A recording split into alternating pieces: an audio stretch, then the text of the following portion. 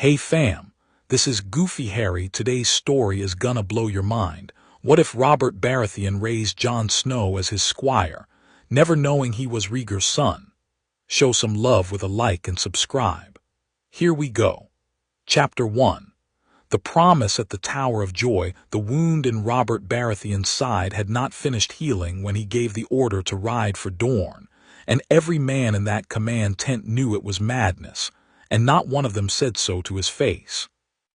"The war is won," said Jon Arryn, standing over the map table with his hands flat against the wood like he meant to hold the whole world still. "Aerys is dead. His son is dead. The city is ours, your grace." "She isn't in the city." Robert didn't look up from the cup in his hand. He'd been drinking since dawn, and it hadn't touched him yet, not really, not the way it would in 10 years' time when a cup of wine could put him on the floor. "She's in Dorne. Everyone says so. The Kingsguard rode south with her months ago, before the Trident, and nobody's seen hide nor hair of them since. Then let Dorne come to terms first, and send for her properly, as befits a. I am not sending a raven to fetch my betrothed home like she's a parcel of cloth." Robert set the cup down so hard the wine sloshed over the rim and onto the map, right across the painted red desert of the Dornish marches, and for a moment it looked like blood spreading over the parchment. "I'm going myself. Ned's coming. That's the end of it."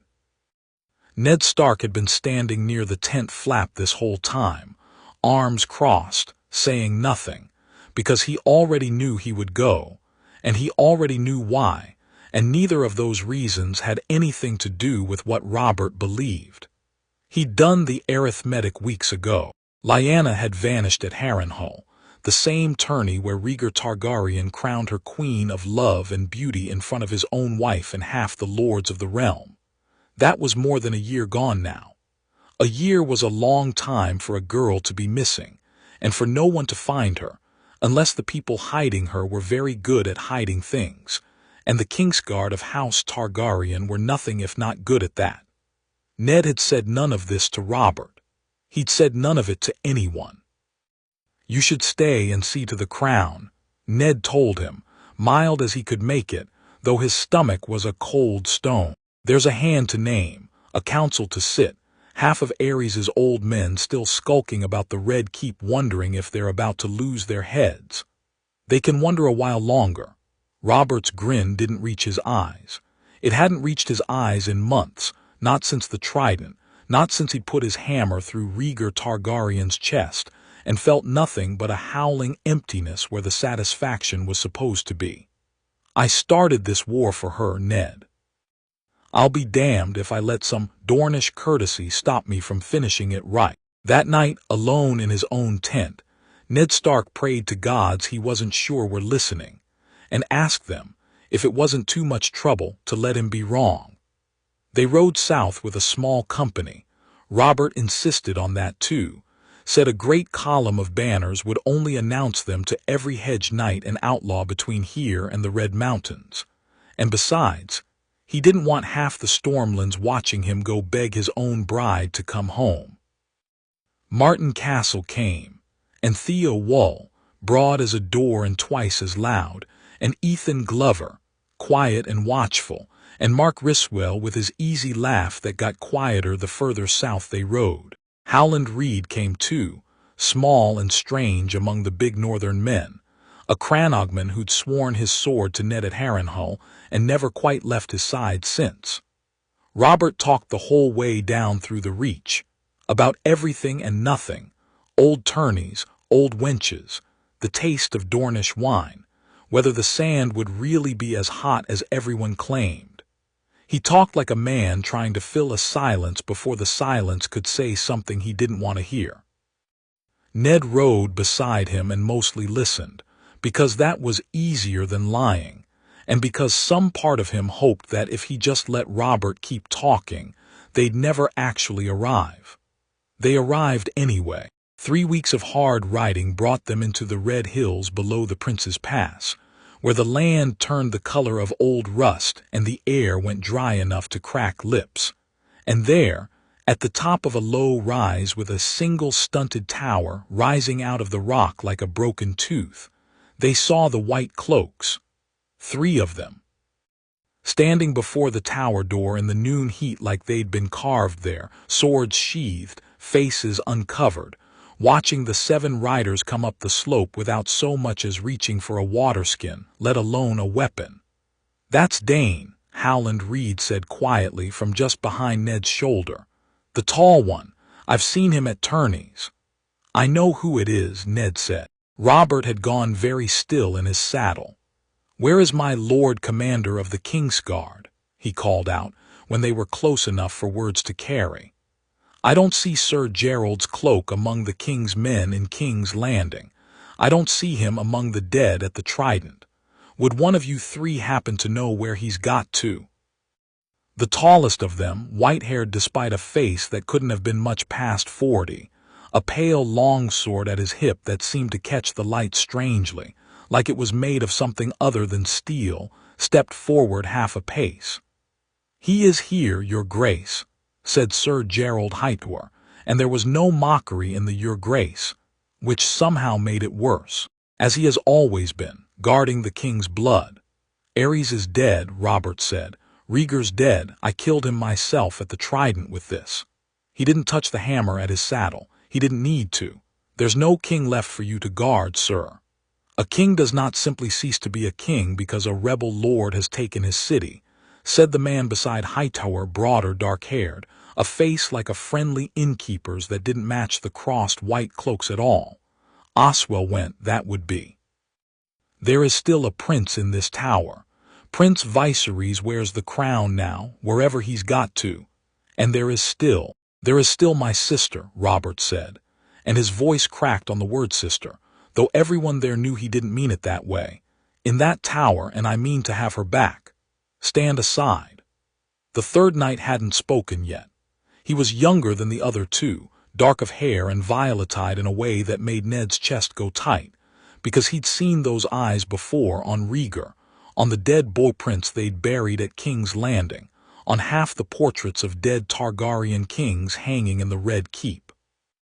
Sir Arthur Dayne, the Sword of the Morning, the finest knight anyone alive had ever seen fight, and everyone there knew it, including him, and he wore that knowledge the way other men wore armor, quietly, completely, without any need to prove it. "My lord," Dayne said, and it was Ned he was speaking to, not Robert.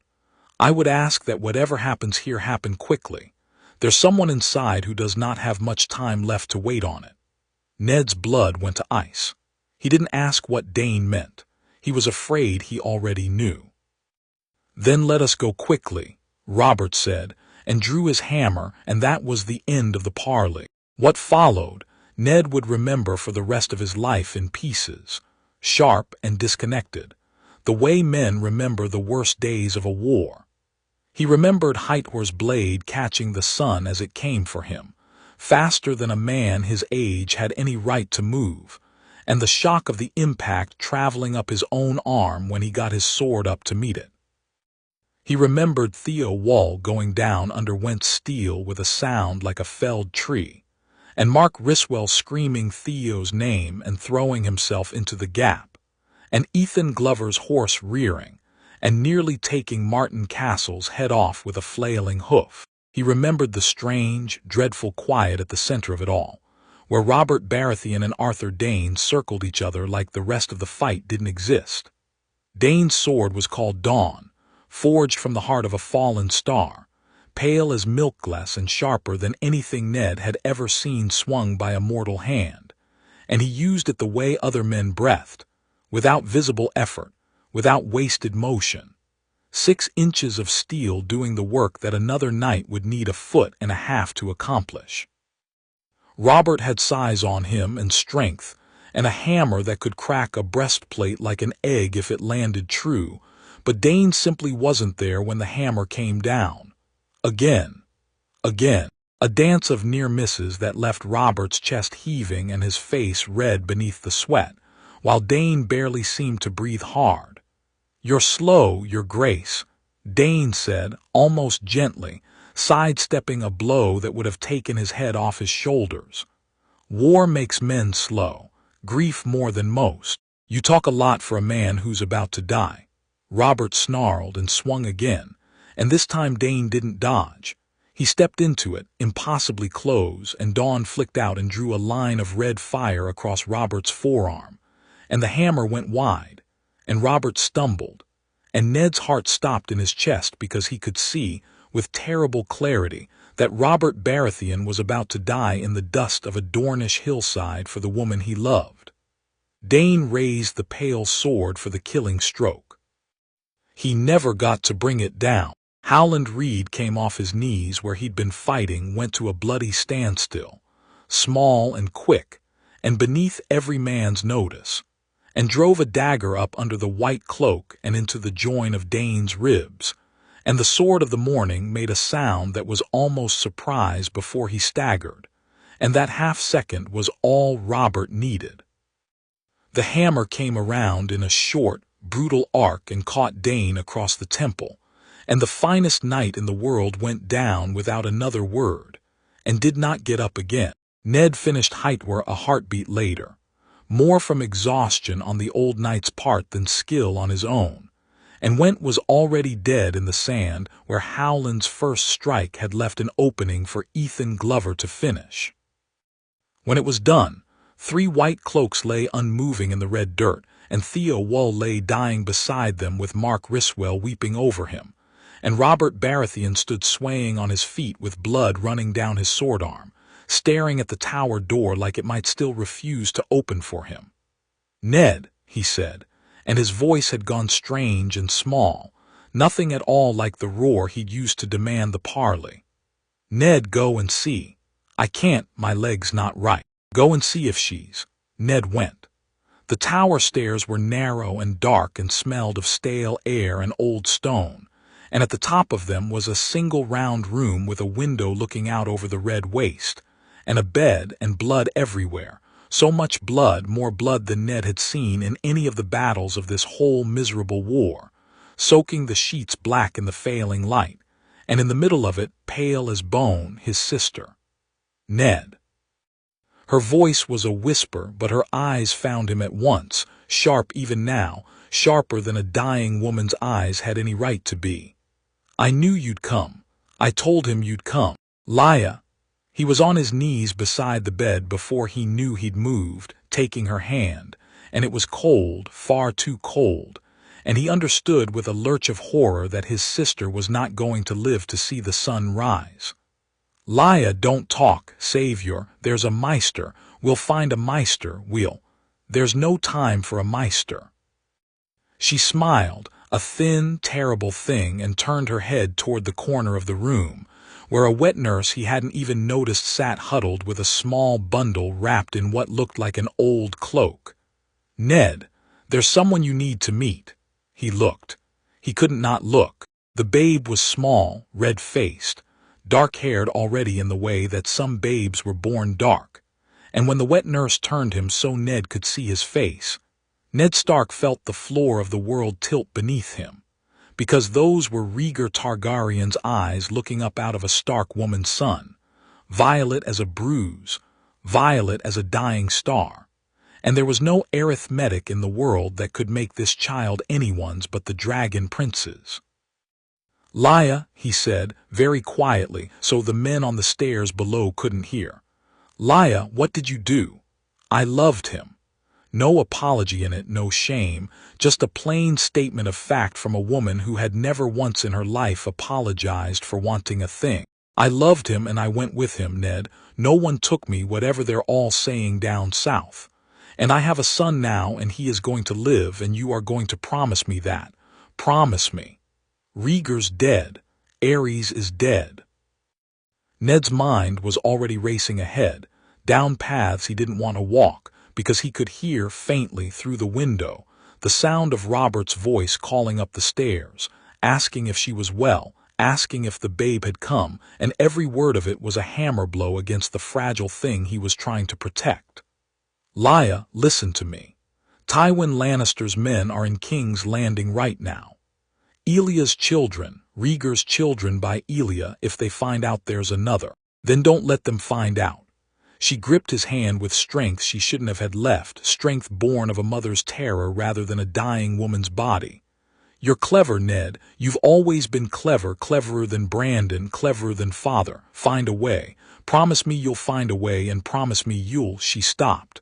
Her hand went slack in his. Nothing. Lyanna, nothing at all. Just the sound of her breath, shallower, shallower. And then not there any more. And Ned Stark knelt beside his sister's body in a bloody bed at the top of a tower in the middle of a red desert, and did not make a sound, because he had learned a long time ago that grief made noise for other men and silence for him. And he did not know, kneeling there, whether that was a mercy or a curse. "Ned," Robert's voice, closer now, on the stairs, uneven, and then his footsteps, and then he was in the doorway, filling it, his eyes going first to the bed, to the blood, to his betrothed's still face, and something broke in Robert Baratheon's expression that Ned had never seen break before, not at the Trident, not at any battle of the whole long war. "No," Robert said. "No, she's not, Ned. Tell me she's not. She's gone." There was no gentle way to say it. "She died a few moments ago. She was asking for you. She was asking after the babe." The babe. Robert's eyes finally found the wet nurse in the corner, the small bundle in her arms, and he crossed the room in 3 unsteady strides and took the child before the woman could even think to protest, and stood there holding him, this small red-faced stranger, looking down into a face with eyes that should have told him everything, and told him nothing at all, because grief is a peculiar blindness, and Robert Baratheon was not looking for a resemblance to a dead prince. He was looking for a piece of Lyanna, and he found what he was looking for because he wanted to. "He's got her nose," Robert said, and his voice broke completely on the words, and Ned Stark, who had come into this room prepared to lie about many things, found that he did not need to lie about this one, because Robert had already decided on his own what he needed to believe. "Robert, she loved me." Robert wasn't looking at Ned. He was looking at the babe, rocking him with the clumsy, desperate care of a man who had never held an infant in his life and was terrified of dropping this one. "She loved me, and they took her, and I couldn't get here fast enough.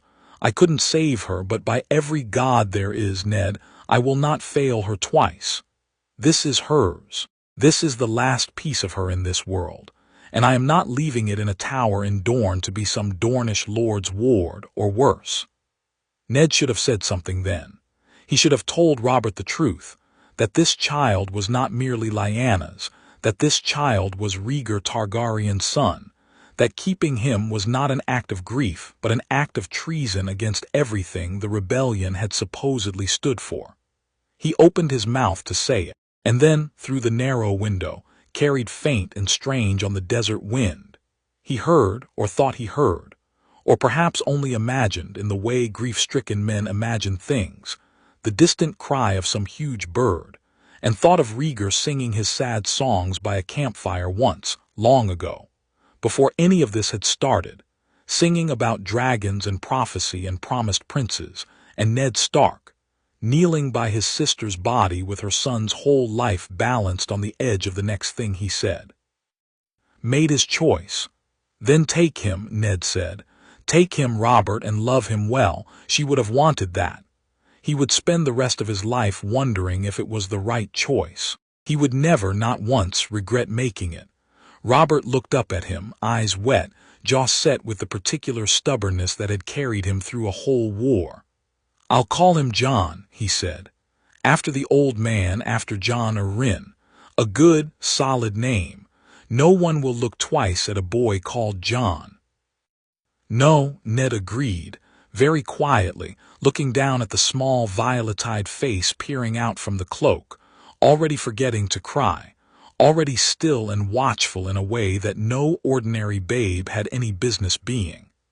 "No one will." 300 miles north, in a city still smoking from the sack that had ended a dynasty, Tywin Lannister stood in the throne room of the Red Keep, and had 2 small bodies laid out on the floor before the Iron Throne, wrapped in crimson Lannister cloaks like gifts, and waited for his new king to arrive and see what loyalty looked like.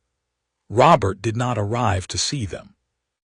Robert was in Dorne, holding a child he believed was his dead betrothed's, and would not return to King's Landing for another 3 weeks, by which time the bodies were long since burned, and the horror of them had become a story other men told in whispers rather than a thing Robert himself had to look at. It was Ned Stark who stood before the throne when Tywin Lannister presented his proof of loyalty, and it was Ned Stark's face that went white and still and furious at the sight of Elia Martell's small son and smaller daughter laid out dead on the flagstones. Their faces caved in, their mother's screams still echoing somewhere in the memory of every servant who hadn't managed to flee the keep in time. They were Targaryens, Tywin said, in that flat, unbothered voice of his, as though he were discussing the weather rather than the murder of children. The war does not end while there are Targaryens left to avenge it. There was no war left to fight, Ned said, low and shaking. The city had already surrendered. The city surrendered when it was convenient to surrender. Tywin's pale eyes didn't so much as flicker. I did what needed doing, Lord Stark, and I did it before some fool of a lord decided mercy was worth more than his own head. Robert will understand that when he returns. Kings usually do. Ned Stark looked down at the small, ruined bodies on the floor of the throne room, and thought of a babe in a tower in Dorne with violet eyes and dark hair, alive because a grieving, guilt-racked king had wanted so badly for him to be something other than what he was, and understood, with a clarity that made him sick to his stomach, exactly how close that babe had come to lying on these same flagstones. He said nothing of it to Tywin Lannister. He said nothing of it to anyone. Robert rode back into King's Landing 3 weeks later with a babe wrapped against his chest beneath his cloak, and the city that had cheered his victory at the Trident now watched, baffled, as their new king dismounted in the yard of the Red Keep, cradling an infant like he was afraid the wind might take it from him. "Your Grace." Jon Arryn met him in the yard, weary and gray with the effort of holding a fractured city together in his absence, and his eyes went from Robert's face to the bundle in his arms with a question he didn't quite dare voice. "Lyanna's dead, Jon." Robert's voice was flat, the voice of a man who had said the words so many times on the ride north that they'd stopped meaning anything, become just a shape his mouth made. "Died bringing him into the world. This is her son. I'm calling him Jon after you if you'll allow the liberty." Jon Arryn's face did a complicated thing, grief and confusion and calculation all moving across it at once, before he settled wisely on the simplest response available to him. "I'm honored, Your Grace, and I'm sorry, truly sorry for Lady Lyanna. Everyone's sorry." Robert looked down at the small, sleeping face against his chest, and something in his own face softened in a way the old knights around the yard had rarely seen it soften, not even for his own brothers. "He's mine to raise now, mine and no one else's. I want that understood, Jon, by you, by the council, by every lord in this city with an opinion about bastards and blood. No one touches this boy. No one so much as looks at him wrong. And Your Grace's marriage, what of it? You are betrothed to Lady Cersei Lannister, Your Grace. Lord Tywin has been most insistent on the timing of the wedding, given his assistance in securing the city." Robert's jaw tightened. He'd heard by then in bits and pieces on the ride back what that assistance had actually looked like on the flagstones of the throne room, and there was a debt in it he wasn't sure he could ever pay back cleanly, or wanted to. "Then we'll have the wedding," he said, "and this boy comes with me regardless. I don't care what Lord Tywin's daughter has to say about it. She's marrying a king, not choosing his household." He was wrong about that, of course, though it would take some years for the truth of it to become clear. Cersei Lannister arrived in King's Landing a month later for a wedding that half the realm considered a formality, and the other half considered an outright insult to House Lannister's dignity. marrying a man who had spent the entire war professing his undying love for another woman, and had returned from claiming her body with, of all things, a bastard son already installed in the royal nursery. She was 17, golden and beautiful and clever in the particular way of someone who had spent her whole life being told she was destined for greatness, and had believed it thoroughly. And she stood in the godswood at her own wedding, and watched her new husband glance, more than once, toward the wet nurse standing at the edge of the gathering with a small dark-haired babe in her arms, and felt something cold and certain settle into her chest that would never fully leave it again. "Who is that child?" she asked Jon Arryn quietly during the feast, watching Robert, drunk, laughing, more animated than he'd been all evening, cross the hall to take the babe from the nurse's arms and show him off to a table of northern lords like a proud father displaying a firstborn son. "His Grace's ward," Jon Arryn said carefully. "Son of the late Lady Lyanna Stark. He was born just before her death in Dorne. His Grace has taken a personal interest in the boy's welfare." "His welfare." Cersei watched Robert set the babe against his shoulder, watched the boy's small dark head turn, watched, though she could not have known what it meant then, a pair of eyes the color of old violets blink open and study the hall with an attention no infant should have possessed. "He looks rather fond of this ward, for a man who's known him a month. He loved Lady Lyanna very much, Your Grace." Jon Arryn's tone had the careful blandness of a man choosing every word with tweezers. "I imagine the boy is all that remains of her."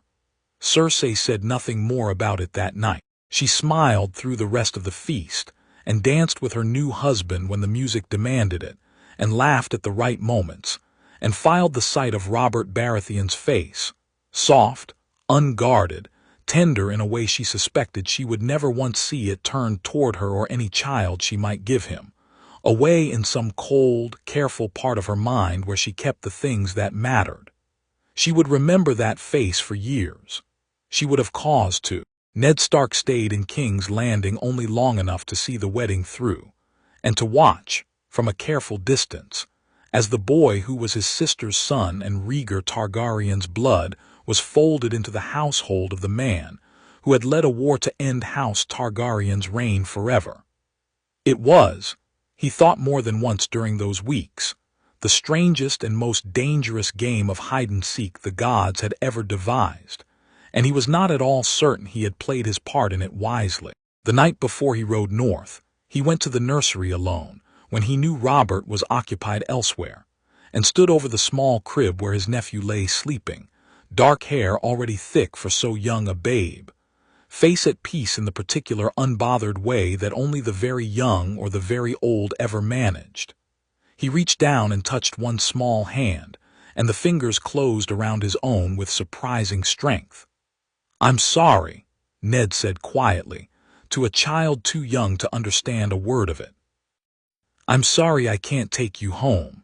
I'm sorry you'll grow up not knowing who you truly are, or who your mother was, or what she gave up to keep you alive. I'm sorry for all of it." The babe made a small, sleepy sound and did not let go of his finger. "But you'll be safe here," Ned went on, because it felt important to say it aloud, even to no one who could understand. "Safer than anywhere else in this whole broken realm. He'll never let anyone hurt you. Whatever else that man is, and gods know he's not without his faults, he loves fiercely when he loves at all, and he loves you already like you're his own blood. That's worth something.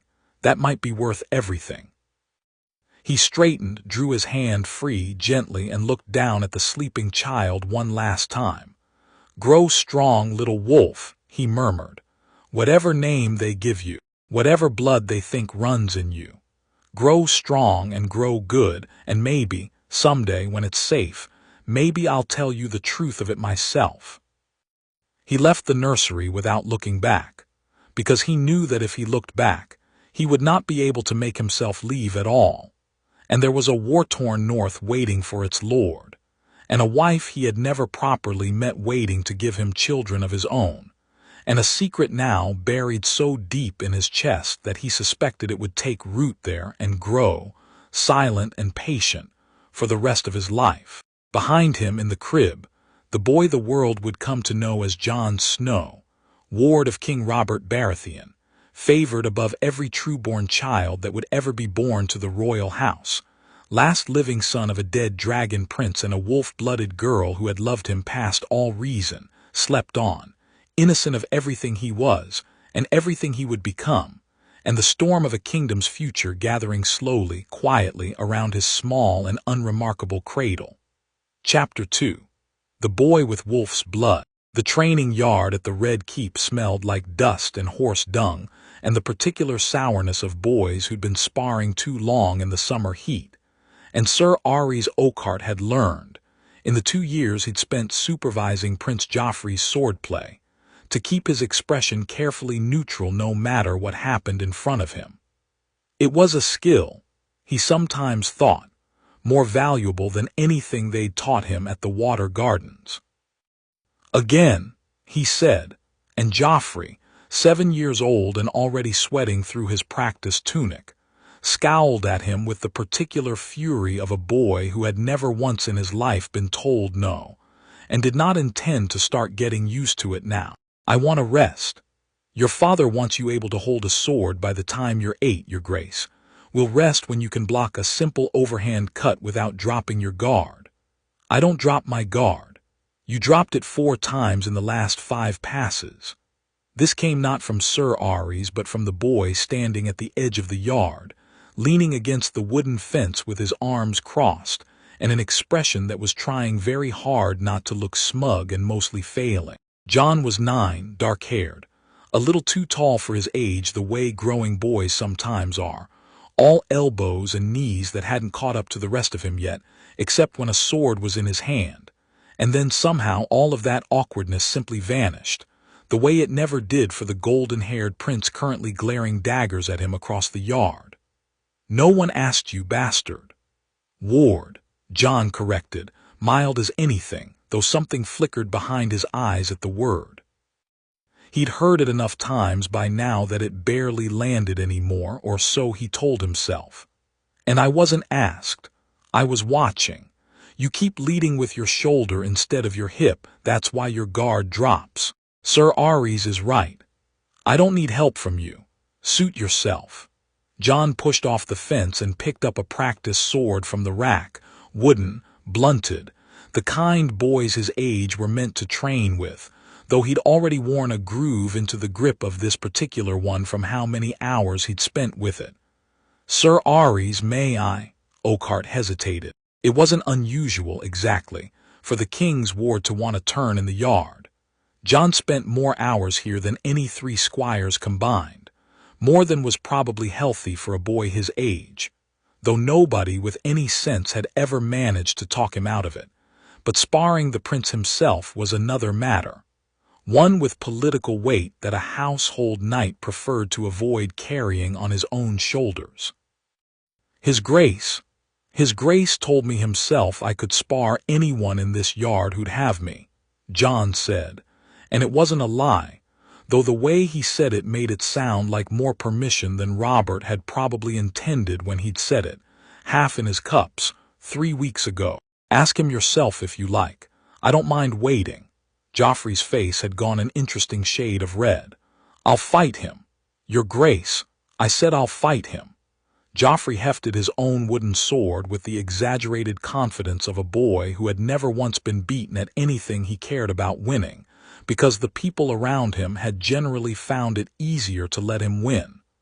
Let's see how clever the bastard is with a blade in his hand instead of his mouth. Sir Ares looked between the 2 boys, weighed the various disasters this could turn into, and decided, wrongly, as it would turn out, that the least dangerous outcome was simply to let it happen and hope for the best. It did not go well for Joffrey. Jon didn't humiliate him exactly.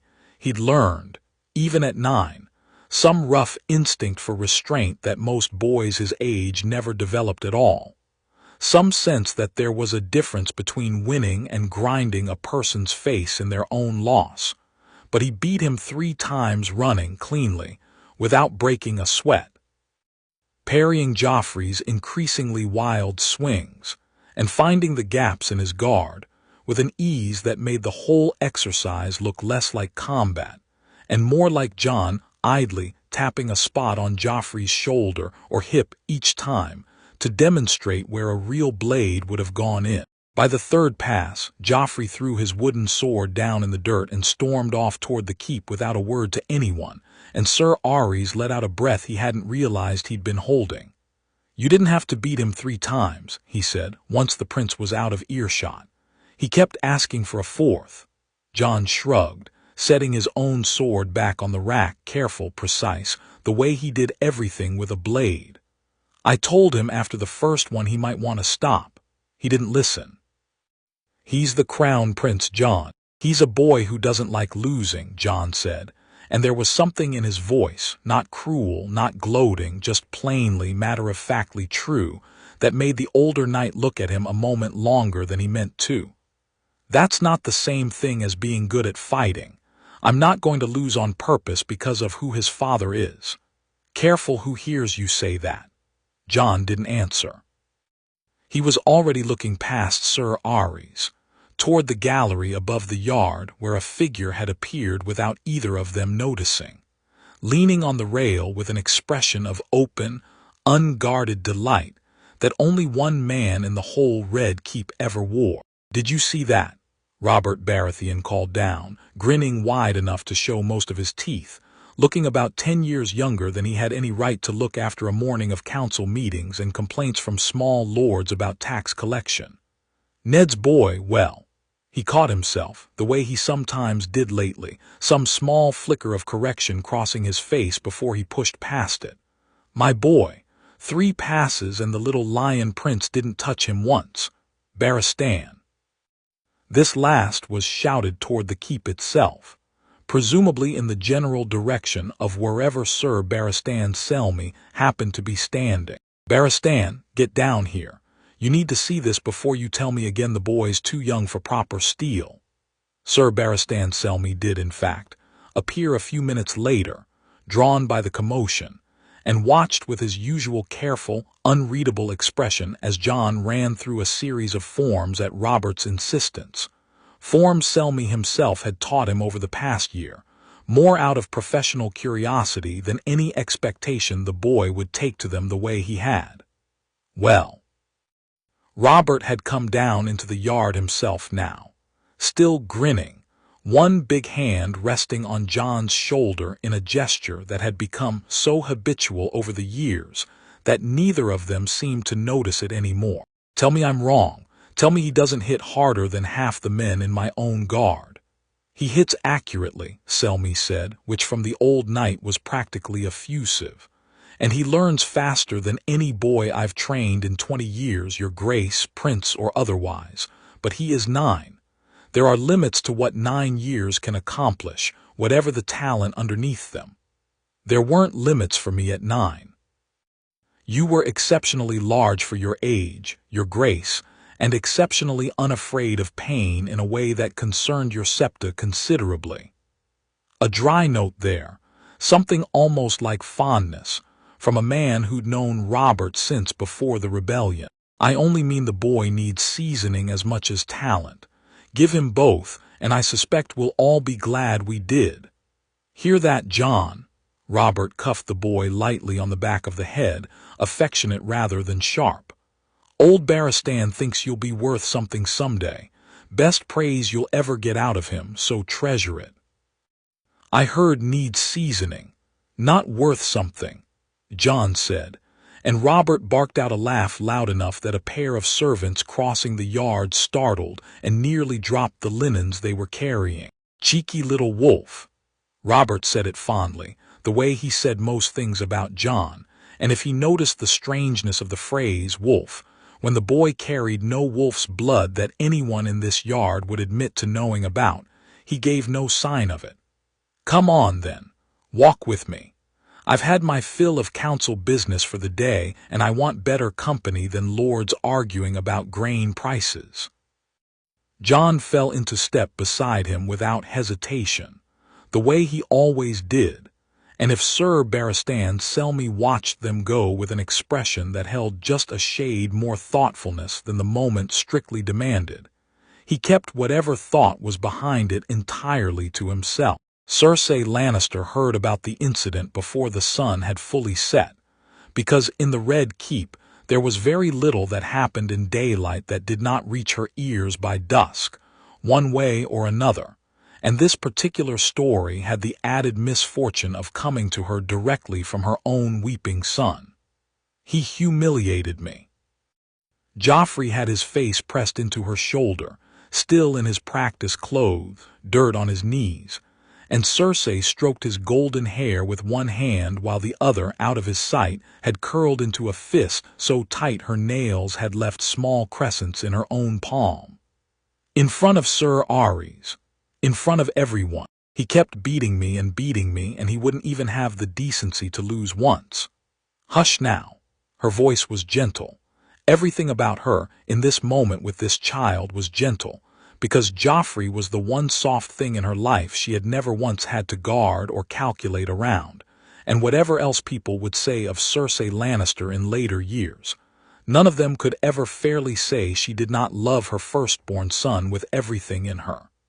You'll beat him one day. You're a prince, Joffrey. Princes grow into kings, and kings don't need to win at swordplay to matter. Father doesn't think so. Father looks at him like.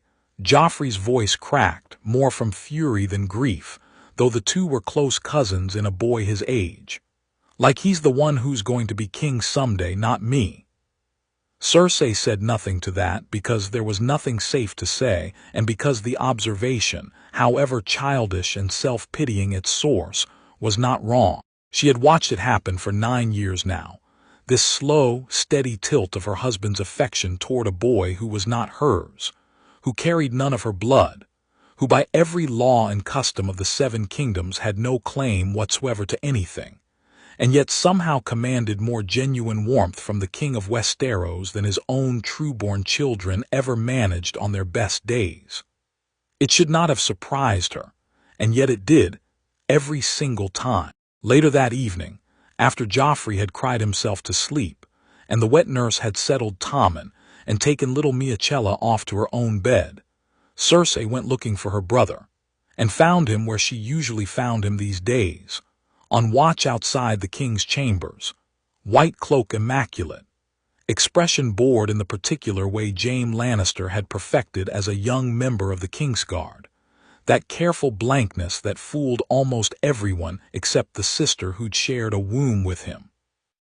He beat Joffrey 3 times in the training yard today, she said, without preamble, once she'd drawn him aside into an alcove where the passing servants wouldn't overhear, in front of half the household guard, and Robert stood there watching and looked prouder than I've ever seen him look at anything Joffrey's ever done.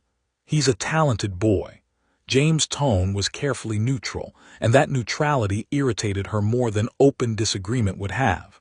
You've said so yourself more than once. I've said it's dangerous, which is not the same thing. Cersei's fingers tightened around the fine wool of her sleeve. 9 years, Jaime. 9 years I've watched Robert dote on that boy like he's the second coming of Aegon the Conqueror, while my own children have to fight for scraps of his attention. Do you know what he said to me last month when I raised the matter of Joffrey's education, that the boy needed more discipline, more of Robert's own time and attention, the way a crown prince deserves? Do you know what he said? I imagine you're about to tell me. He said Jon never needed reminding to work hard, and perhaps Joffrey should learn from that instead of expecting the crown to simply fall into his lap. Her voice had dropped, low and vicious, a register she reserved for only the smallest and most trusted circle of listeners. My son, compared unfavorably to a bastard by his own father, and Robert didn't even seem to notice he'd said anything cruel at all. Jaime was quiet a moment. Around them, somewhere in the depths of the keep, a bell told the hour, and a pair of servants hurried past with an armful of fresh linens, and neither Lannister twin paid them any mind. What is it you want me to do about it, Cersei? I don't know yet. And that, more than anything, was the truth that frightened her, because Cersei Lannister had spent her whole life being certain of things, certain of her beauty, certain of her cleverness, certain of her destiny to sit beside a king and shape the realm from that seat. And in 9 years of watching this particular problem grow, quite literally in front of her, she had never once managed to arrive at a solution that didn't feel either too small or too dangerous to attempt. But I want you watching him, Jaime. Not obviously. Not so anyone would notice or think anything of it. Just watch him. Learn what you can of him. If there's ever a moment where that boy becomes more than an irritation, I want to know it before it happens, not after. You think a 9-year-old boy is plotting against your children. I think, Cersei said, very evenly, that a king who loves a bastard more than his own trueborn sons is a king who might, someday, in a fit of sentiment, decide that love matters more than blood when it comes time to name an heir. I think that is not a risk I am willing to simply hope never comes to pass. Watch him, Jaime, that's all I'm asking. Jaime looked at his sister for a long moment, weighing something, though what exactly he kept to himself, and then nodded once, the barest inclination of his golden head. I'll watch him, he said. Though for what it's worth, sister, he's a good-natured boy. A little too clever for his own good, maybe, and a little too fond of Robert's approval, but I've seen no malice in him. Just a boy who wants his king to be proud of him. Every dangerous man was a boy who wanted someone to be proud of him, once. Cersei drew her shawl tighter around her shoulders, though the night wasn't cold. That's precisely what worries me.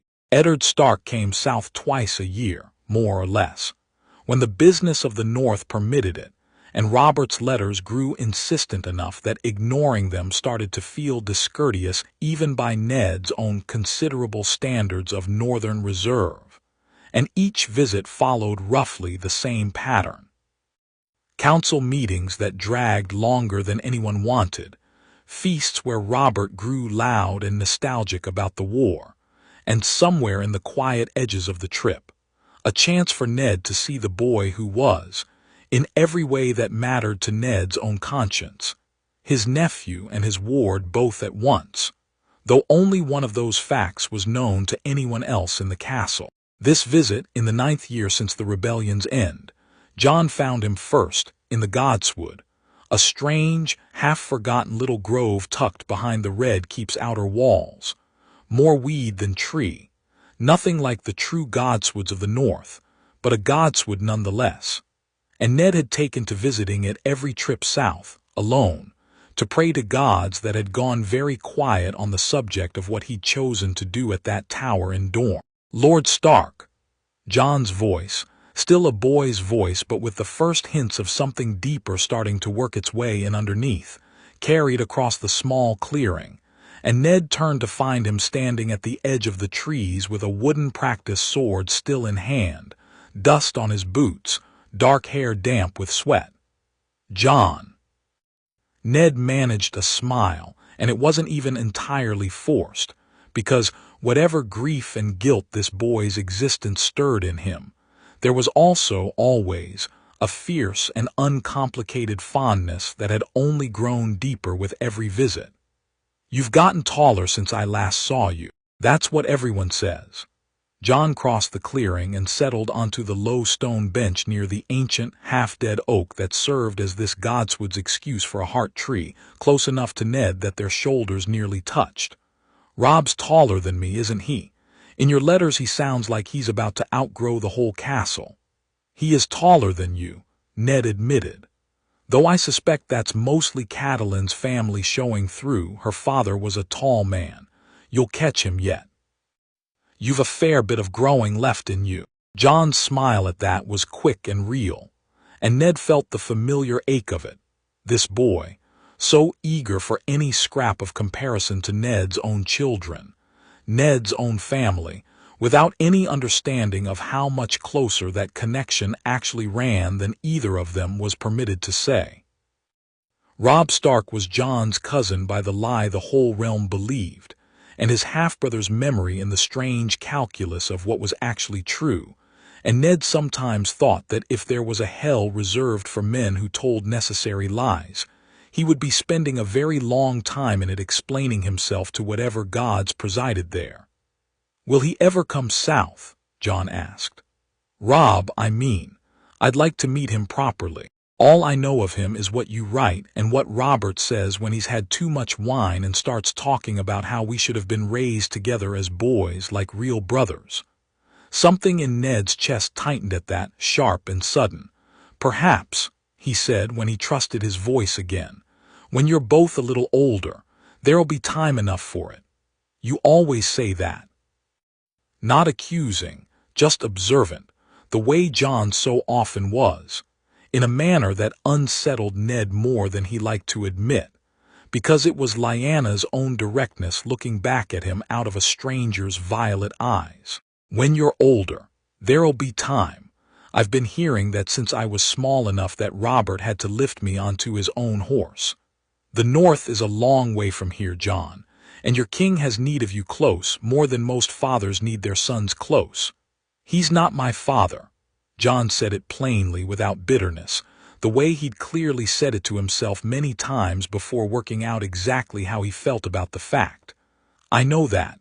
Everyone knows that. I'm his ward because he loved my mother and she died having me, and he decided that meant something, and I'm grateful for it, more grateful than I know how to say, honestly, because plenty of bastards don't get half of what I've been given. But he's not my father, and you're not really my uncle by blood, whatever the story is, and sometimes I wonder." He stopped himself, jaw tightening, looking down at the practiced sword still resting across his knees. "Wonder what?" Ned kept his voice as gentle as he could make it, though every instinct in him wanted to reach out and simply tell the boy everything, right there, in that quiet, half-dead little grove, and end 9 years of careful, corrosive silence in a single breath. "Who my father actually was," Jon said, quiet now, all the boyish bravado gone out of his voice. "Robert never talks about it. Whenever I ask, he says it doesn't matter, that I'm his now and that's all that matters, and I understand why he says it, I do, but—" He looked up, and there was something raw in his face that made him look, for just a moment, much older than 9 years. "Everyone else in this castle has a father they can name. Even the bastards born in Flea Bottom know whose seed made them, even if the man never claimed them for it. I don't even have that much. I have a mother who's dead, and a name that isn't really mine, and a king who loves me but isn't mine either, not by blood." Ned sat with that for a long moment, the weight of it pressing down on him like a physical thing, and thought, not for the first time, though never quite this sharply, about how much simpler this all would be if he had simply told Robert the truth at that tower in Dorne, and let the chips fall where they may. He might have died for it. Jon might have died for it, along with Elia's children, another small crimson-wrapped body laid before the Iron Throne to prove Tywin Lannister's loyalty. But the not knowing that sat in Jon's chest right now, this quiet, gnawing ache for a father he would never be permitted to learn about, Ned had not foreseen how heavily that particular cost would weigh when he'd made his choice 9 years ago. "Your mother loved your father very much," Ned said, finally, choosing each word like a man crossing thin ice. "More than I've ever seen anyone love anyone else before or since. Whatever else is true, know that much, Jon. You were not an accident or a mistake or something she regretted. You were wanted. You were loved before you'd even drawn your first breath. That's not the same as knowing his name." "No," Ned agreed. "It isn't. But it's what I can give you, and I give it honestly, and I hope someday when it's safe, I hope I can give you more than that." He reached out and rested a hand on the boy's shoulder, and Jon didn't pull away from it, though he didn't quite lean into it either, some careful middle ground between them that had existed for years now and would probably exist for years yet to come. "Until then, be who you're becoming, Jon. Be good and be strong, And don't let the not knowing turn into something bitter inside you. That's the only advice I have, and I know it's not much."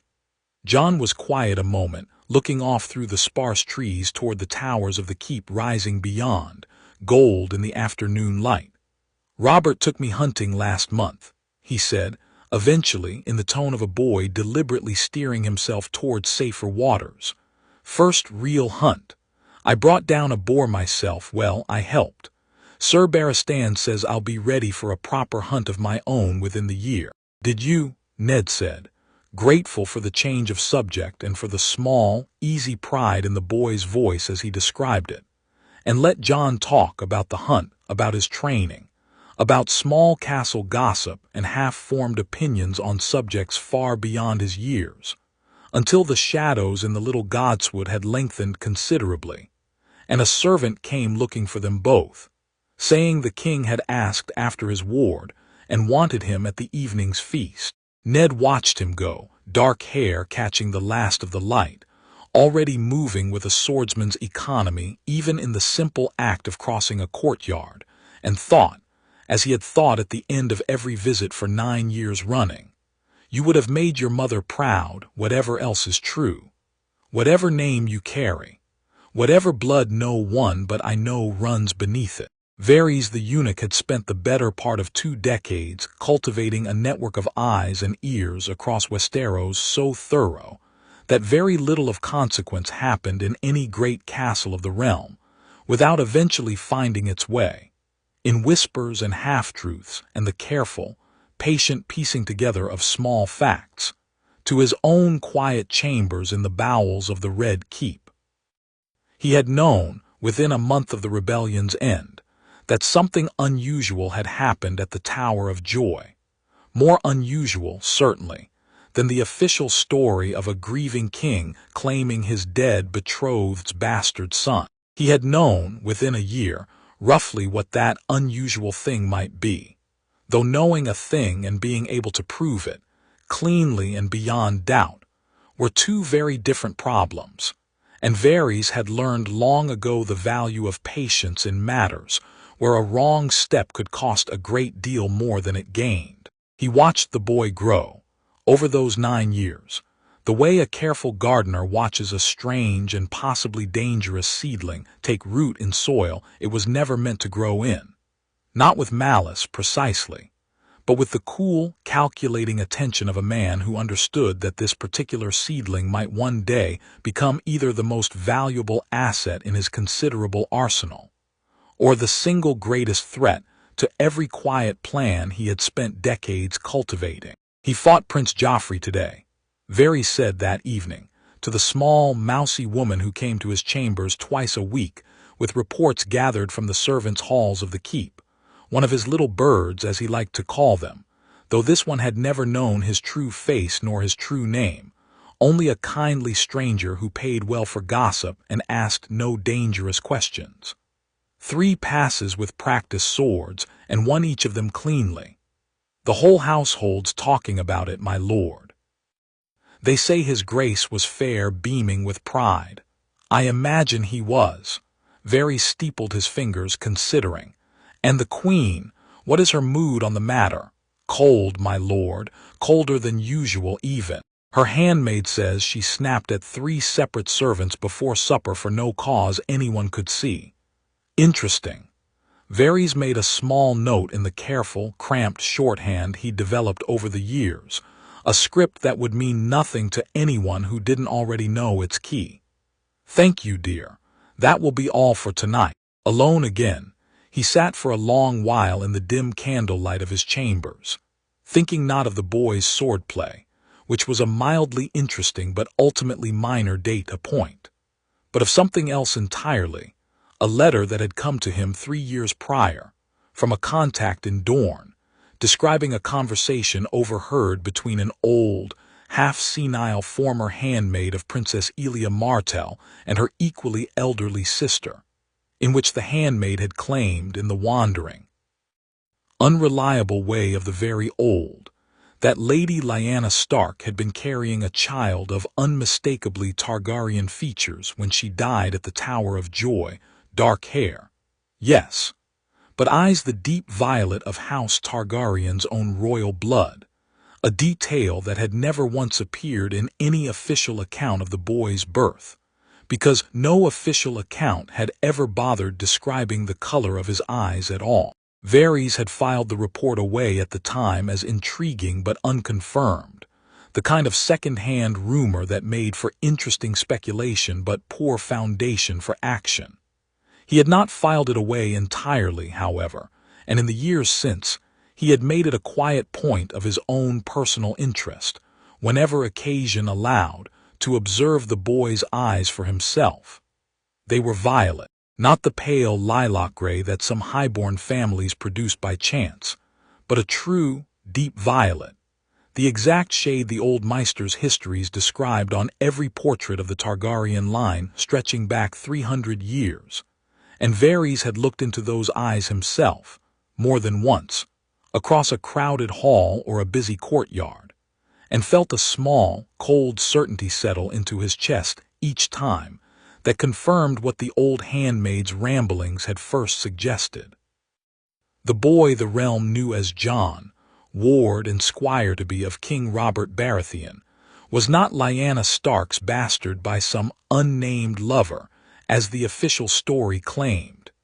He was Rhaegar Targaryen's son, the last of the dragon's blood, alive and thriving in the very heart of the usurper's own household, hidden not by some elaborate conspiracy but by the simplest and most effective disguise imaginable, a grieving man's willful blindness, and a dead woman's clever, desperate choice.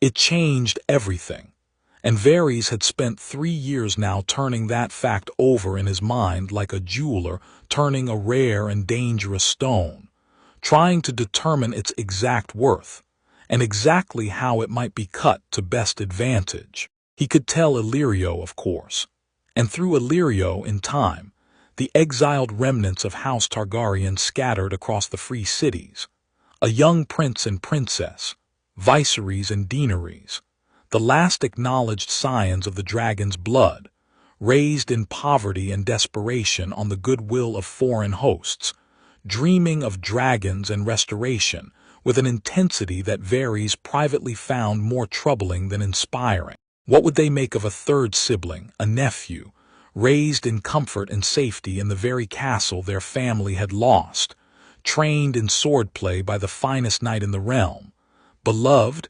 genuinely, deeply beloved, by the very king who had killed their brother and burned their claim to ash?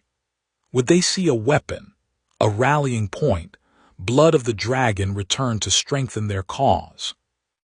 Or would they see, as Cersei Lannister already half suspected without even knowing the full truth of what she feared, a rival claim, a threat to whatever crown Viserys still dreamed, in his more delusional moments, of one day reclaiming?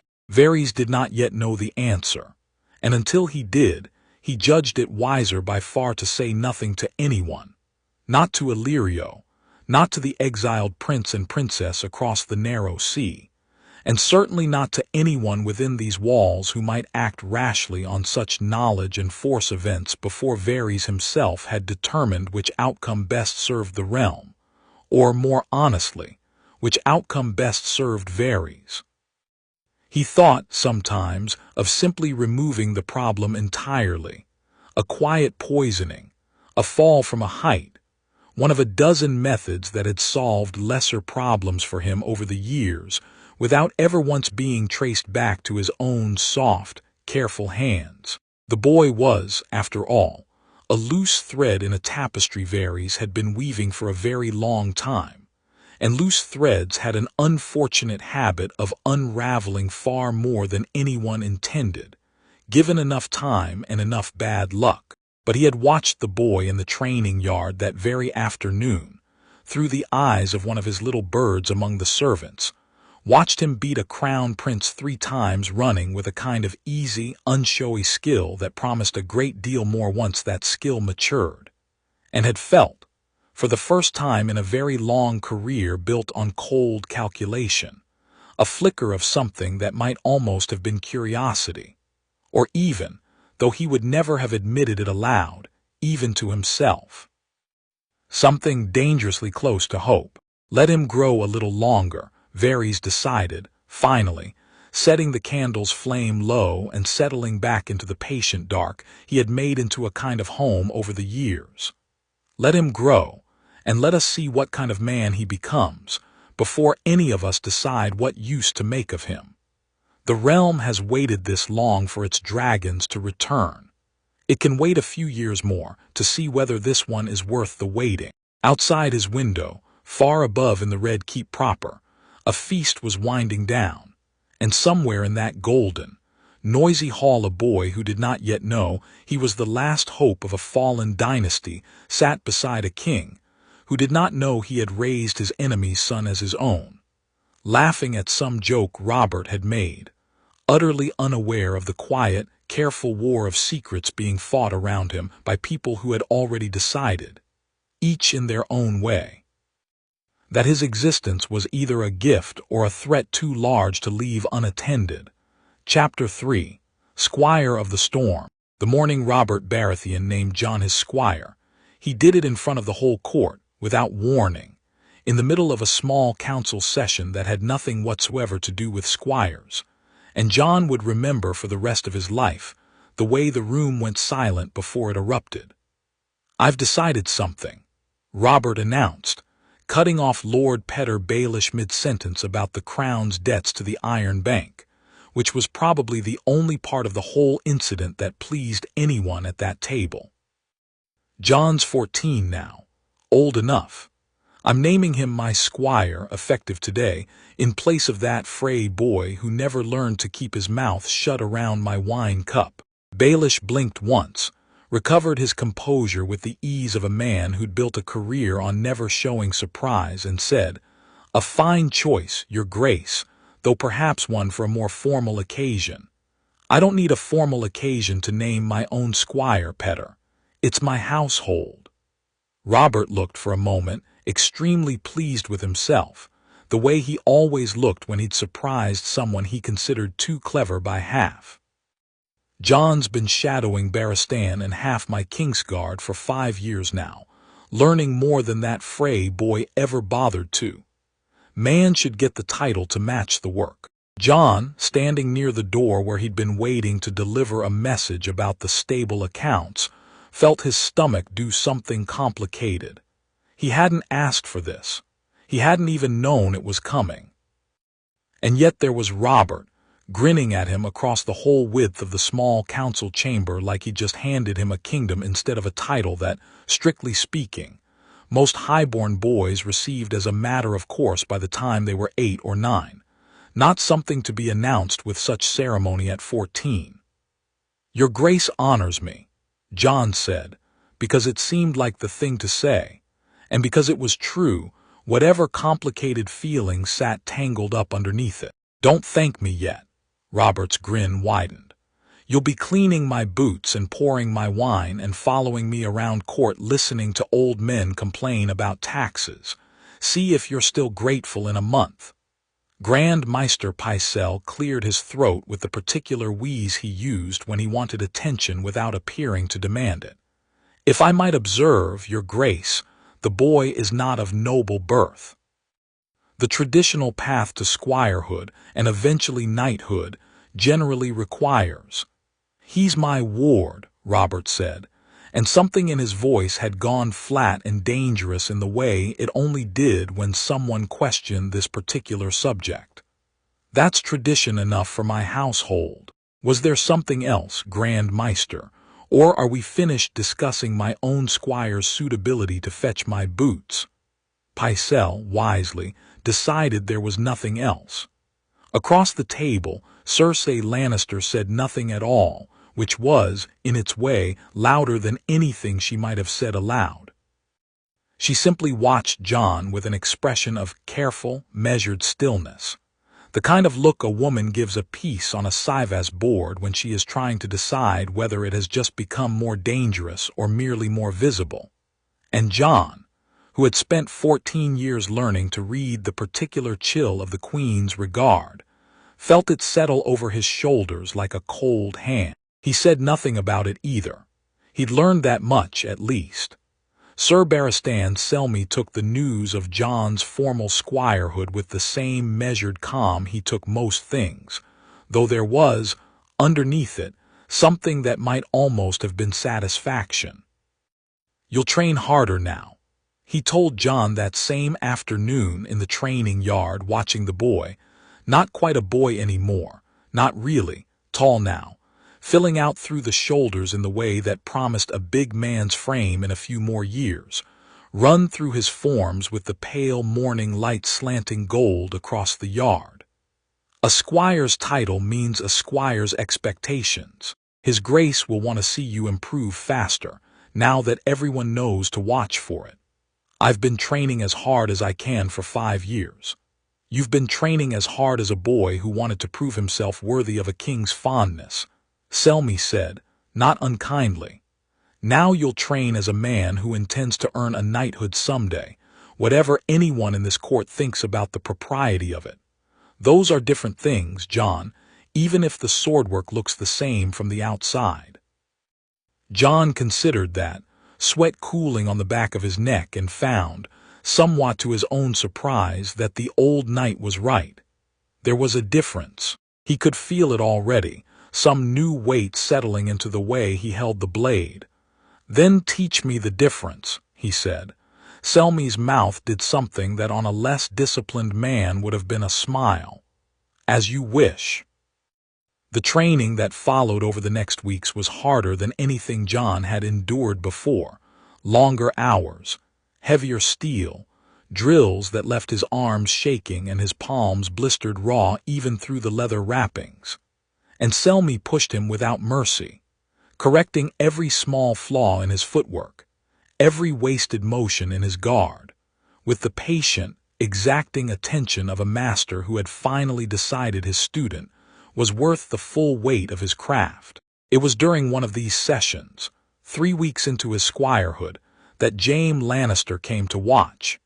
He came alone, off duty for the afternoon, and leaned against the yard fence with the easy, golden confidence that seemed to follow him everywhere, watching Jon and Selmy run through a drill involving feints and counters at a pace most grown knights would have struggled to maintain. "He's good," James said, when Selmy finally called a halt and Jon straightened, chest heaving, sweat plastering his dark hair to his forehead. "Better than good, actually. I've watched a lot of boys learn the sword, Sir Barristan. I don't say that lightly." "He works hard," Selmy said, which from him was practically a paragraph of praise. "Hard work explains competence. It doesn't explain that." Jaime nodded toward Jon, who was already reaching for a waterskin, trying and mostly failing to look like he wasn't listening to every word of this conversation. "Where'd you learn that last combination? The one with the low feint into the reverse cut?" "Made it up," Jon said honestly between swallows of water. "Sir Barristan's teaching me the proper forms, but sometimes in a bout the proper forms don't quite fit what the other man's doing, so he shrugged. "I improvise, find what works. Improvise." James' eyebrows went up slightly. "Most boys your age can barely execute a proper form under pressure, let alone improvise past it." He pushed off the fence, unbuckling the strap of his own sword belt with easy, practiced motions. "Care to test that improvisation against someone who's actually trying to hurt you? Training swords, obviously. I'm not looking to explain a dead squire to his grace." Selmy's expression sharpened with something like caution. "Sir Jaime, the boys had a long session already. Then it'll be a fair test of what he's got left in him when he's tired, won't it?" Jaime was already picking up a blunted practice sword from the rack, testing its weight with a casual flick of the wrist that somehow still managed to look elegant. "Well, Jon, or does the king's squire only fight men his own size?" Jon looked at him for a long moment, looked at the white cloak draped over the fence where Jaime had left it, looked at the golden, effortless confidence of a man widely regarded as one of the 2 or 3 finest swords in the whole of Westeros, and felt something settle in his chest that wasn't fear at all. It was closer, if anything, to hunger. I don't fight men my own size, Jon said, picking up his own practice sword. There aren't any worth fighting yet. Jaime laughed, delighted despite himself. Gods, he's got Robert's mouth in a boy's body. All right, then. Show me what 5 years of Selmy's patience bought you. They circled each other twice before either of them struck, and Jon felt, in that circling, the particular quality of Jaime's attention, not the careless amusement of a grown man indulging a boy, but something sharper, more focused, the recognition of a genuine opponent settling into a swordsman's eyes. Jaime struck first, a testing cut toward the shoulder, easy to read, and Jon turned it aside without much effort and answered with a counter of his own that Jaime slapped away almost lazily.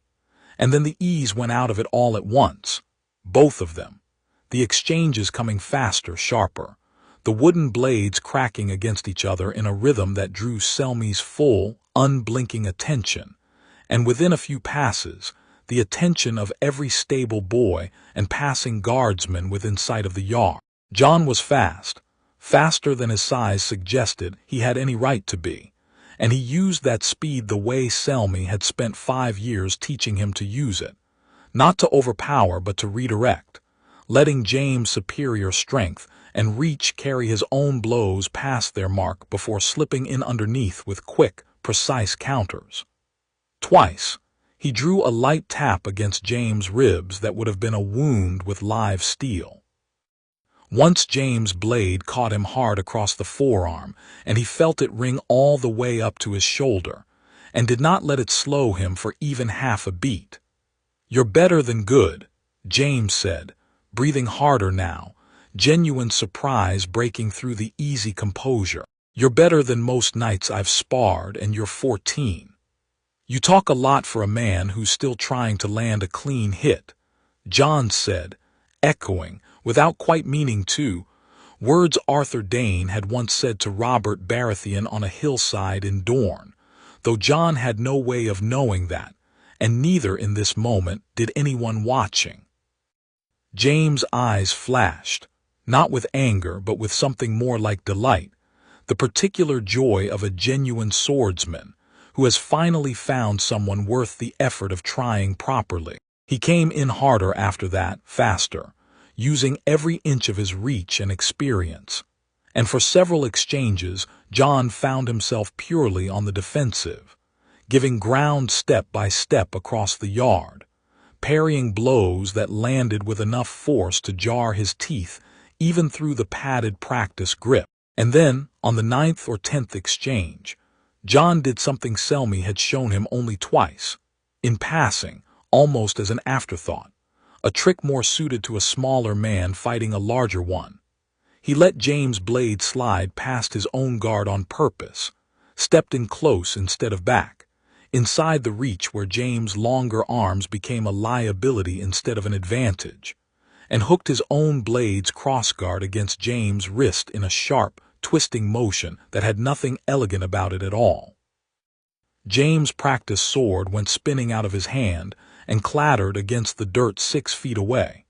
The yard went completely silent. Jaime stood there a moment, staring down at his own empty hand like he wasn't quite certain what had just happened to it. And then slowly he began to laugh, a real laugh, helpless and a little disbelieving, the laugh of a man who had genuinely not expected to lose and found the experience, against all reasonable expectation, more entertaining than humiliating. "7 hells," he said, shaking his head, retrieving his fallen sword from the dirt. "7 bloody hells. Baratheon, where did you learn that disarm? I've never seen it used against a taller man before." "I did not teach him that particular application," Selmy said, and there was unmistakably now something like pride in the old knight's careful voice. "He found it on his own, it seems, or adapted it.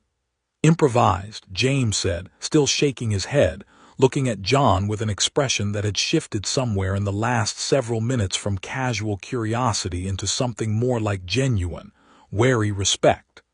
"You improvised your way to disarming the Kingslayer.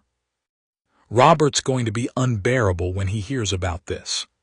You could not tell him, Jon offered, though he already knew from the sudden gleam in James' green eyes that this was a hopeless request. Not tell him. James clapped a hand on Jon's shoulder hard enough to stagger him slightly. Boy, I'm going to tell everyone. This is the best story I've had in years. He was true to his word. By supper that night, half the Red Keep had heard some version of the tale. Jon Snow, 14 years old, had crossed swords with Sir Jaime Lannister and disarmed him clean. And Robert laughed so hard at the telling of it that he had to set down his wine cup for fear of spilling it entirely, and clapped Jon on the back so many times over the course of the evening that Jon's shoulders ached from it worse than the training itself had left them. Cersei Lannister, seated at the high table beside her husband, smiled through the whole story along with everyone else, and said, at exactly the right moment, "How wonderful that the boy's so talented," in a tone of voice pitched precisely to sound sincere to anyone who wasn't listening carefully. Her brother, standing his watch at the edge of the hall in his white cloak, caught her eye once across the room, and something passed between the twins in that glance that neither of them spoke aloud. An acknowledgment, unwilling on James' part and entirely expected on Cersei's, that the boy everyone in this hall was laughing about was no longer merely a curiosity to be watched from a comfortable distance. He was becoming, whatever else he was, a genuine and growing danger, and the time for simply watching him was running shorter than either of them had planned for. The hunting trip into the Kingswood had been planned for months.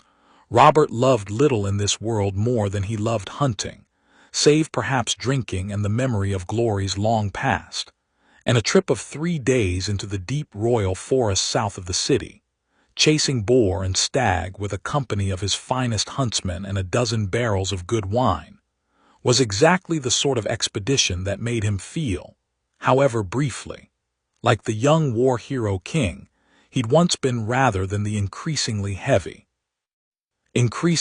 restless monarch he'd become. Jon rode at his side the whole first day, managing the king's spare bow and quiver, fetching wine when Robert demanded it, listening to hours of stories about the war that Jon had heard a dozen times before but never once tired of hearing, because Robert told them differently each time, some details sharpened or softened depending on his mood, and there was something in that inconsistency Jon had come to find more honest, somehow, than a story told the exact same way twice. "You should have seen Ned at the Trident," Robert was saying on the second morning as their party moved deeper into the green, close-pressed trees of the Kingswood, the light coming down in dappled gold patches through the canopy. Cool as anything, even with Targaryen loyalists coming at him from 3 sides. "I always told him he had ice water where most men keep their blood." "You've told me that story before," Jon said, not unkindly. "Have I?" Robert didn't seem bothered. "Well, it's a good story. Bears repeating." He squinted ahead through the trees, where 2 of the huntsmen had gone quiet and still, crouched near a trampled patch of undergrowth.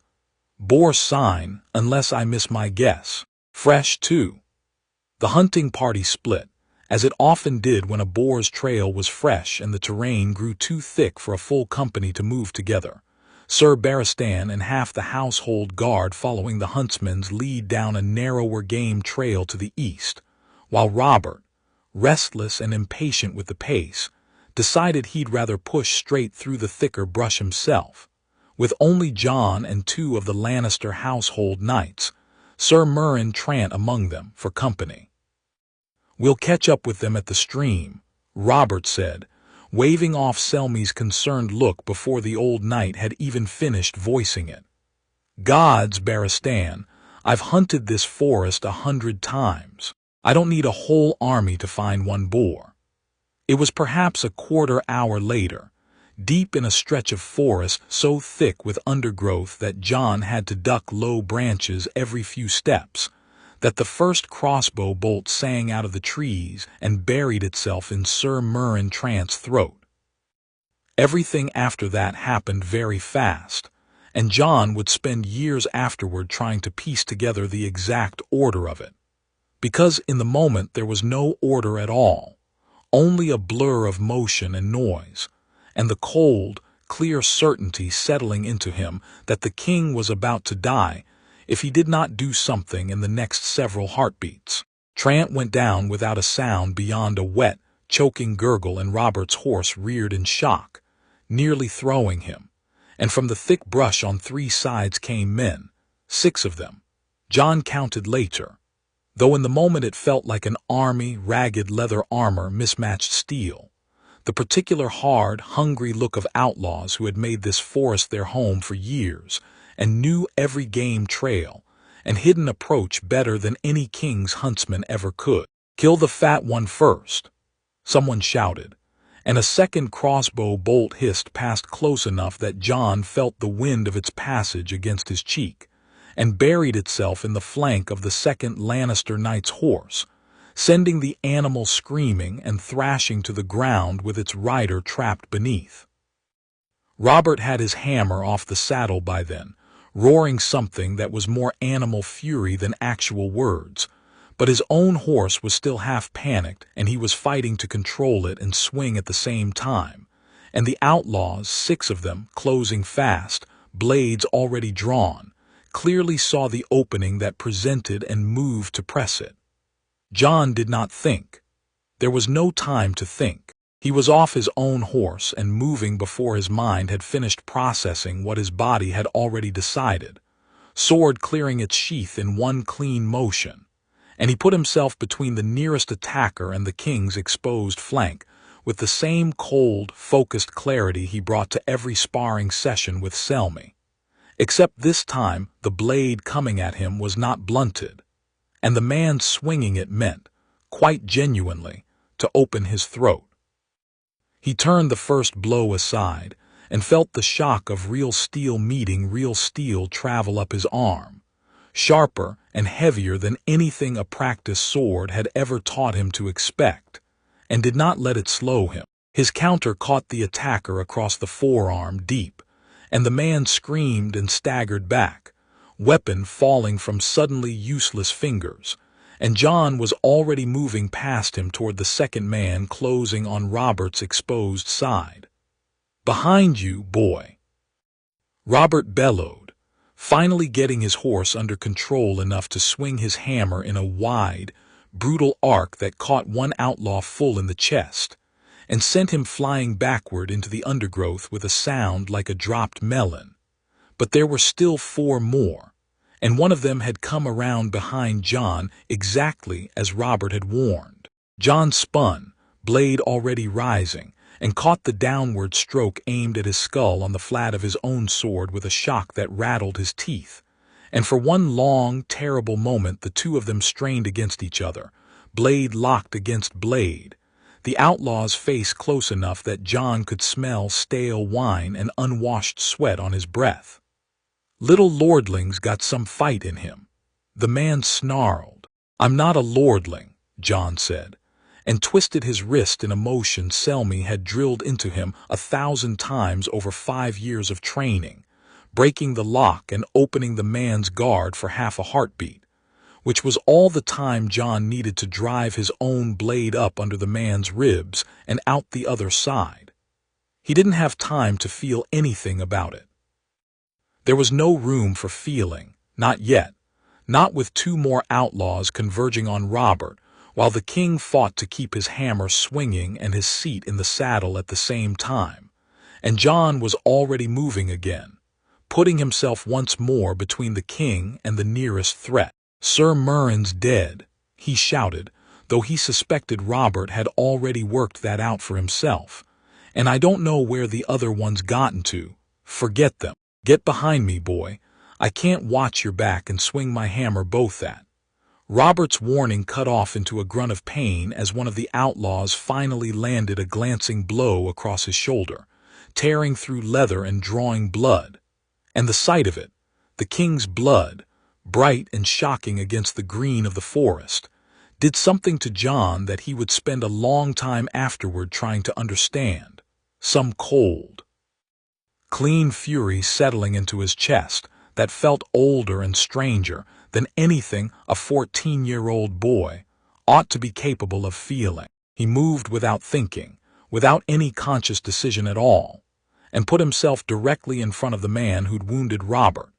And something in his face must have communicated exactly how badly that decision was about to go for the outlaw, because the man hesitated, just for a moment, just long enough for Jon to close the distance and make him pay for the hesitation with 3 fast, brutal strokes that left him dying in the leaf litter with his own sword still clutched uselessly in his hand. The last 2 outlaws, seeing 4 of their number dead or dying in the space of what could not have been more than a minute, and seeing, more particularly, the boy who had killed most of them turning toward them with a blade already red and an expression that promised the same fate awaiting them, broke and ran. Jon let them go. He was breathing hard, blood not his own, he realized, checking himself over with hands that had begun, belatedly, to shake, splattered up one arm and across his chest, and Robert was slumping in his saddle, one hand pressed to the wound at his shoulder, staring at Jon with an expression Jon had never once seen on the king's face in 14 years of knowing him. "Robert," Jon crossed to him fast, reaching up to steady him in the saddle. "Robert, how badly are you hurt?" "I'm fine." Robert's voice was rough, breathless, half from the exertion of the fight and half, Jon suspected, from something closer to shock. "Scratch. Nothing worse than I've taken in a dozen tourneys." He was still staring at Jon, at the blood on him, at the 2 dead men lying in the leaf litter around them, and the wounded one crawling, moaning, toward the tree line. "Gods be good, boy. You just killed 3 grown men on your own." "4, Jon said, though he wasn't entirely sure why that correction mattered so much to him in this particular moment. "There's another one wounded over there if he doesn't bleed out." Robert laughed, short and shaky and utterly disbelieving, and swung himself down from his horse despite the wound in his shoulder, and crossed the small distance between them, and did something he had never once done in all the years Jon had known him. He pulled the boy into a rough, fierce embrace, blood and sweat and all, and held him there for a long moment without saying anything at all. "You saved my life," he said finally, voice muffled against Jon's shoulder. "You understand that? 6 men, an ambush, and I'd have died in this goddamned forest if you hadn't put yourself in front of every one of them. Do you have any idea what that means to me?" "I understand," Jon said quietly, because he did, more than Robert probably realized, more than he could easily put words to. He had spent 14 years being loved by this man without ever fully understanding why, without ever having a clean way to earn it that didn't feel, on some deep, unspoken level, like he was simply borrowing affection meant for someone else, his dead mother, a memory he could never quite compete against.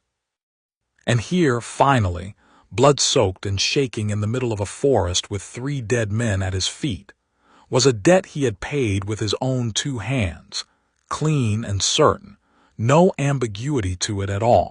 Sir Barristan and the rest of the hunting party found them 10 minutes later, drawn by the noise, and the old knight's face, upon seeing the scene laid out before him, Sir Meryn Trant dead with a bolt through his throat, 3 outlaws dead in the leaf litter, and Robert Baratheon standing wounded but very much alive with his hand on his squire's shoulder, went through several rapid transformations before settling on something that was, for Barristan Selmy, remarkably close to naked pride.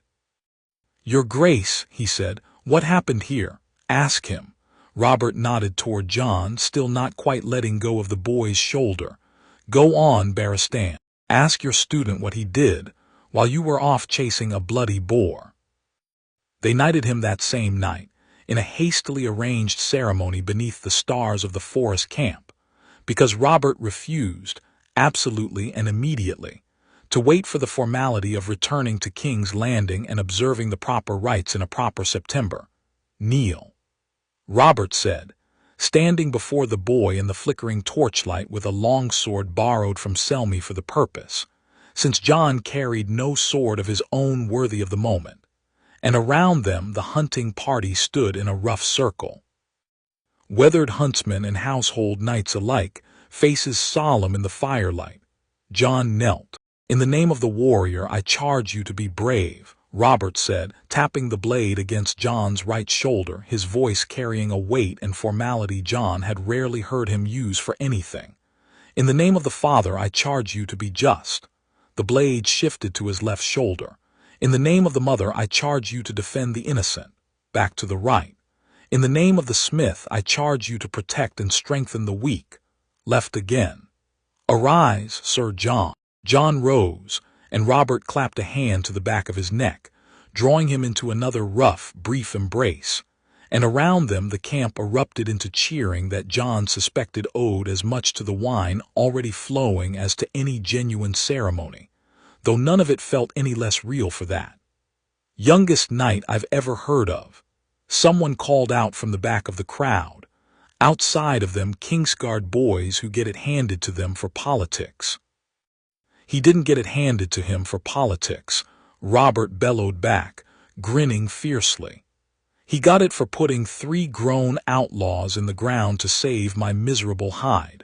Anyone wants to argue the boy doesn't deserve it can say so to my face, right now, and I'll let him explain the argument to my hammer." No one took him up on the offer.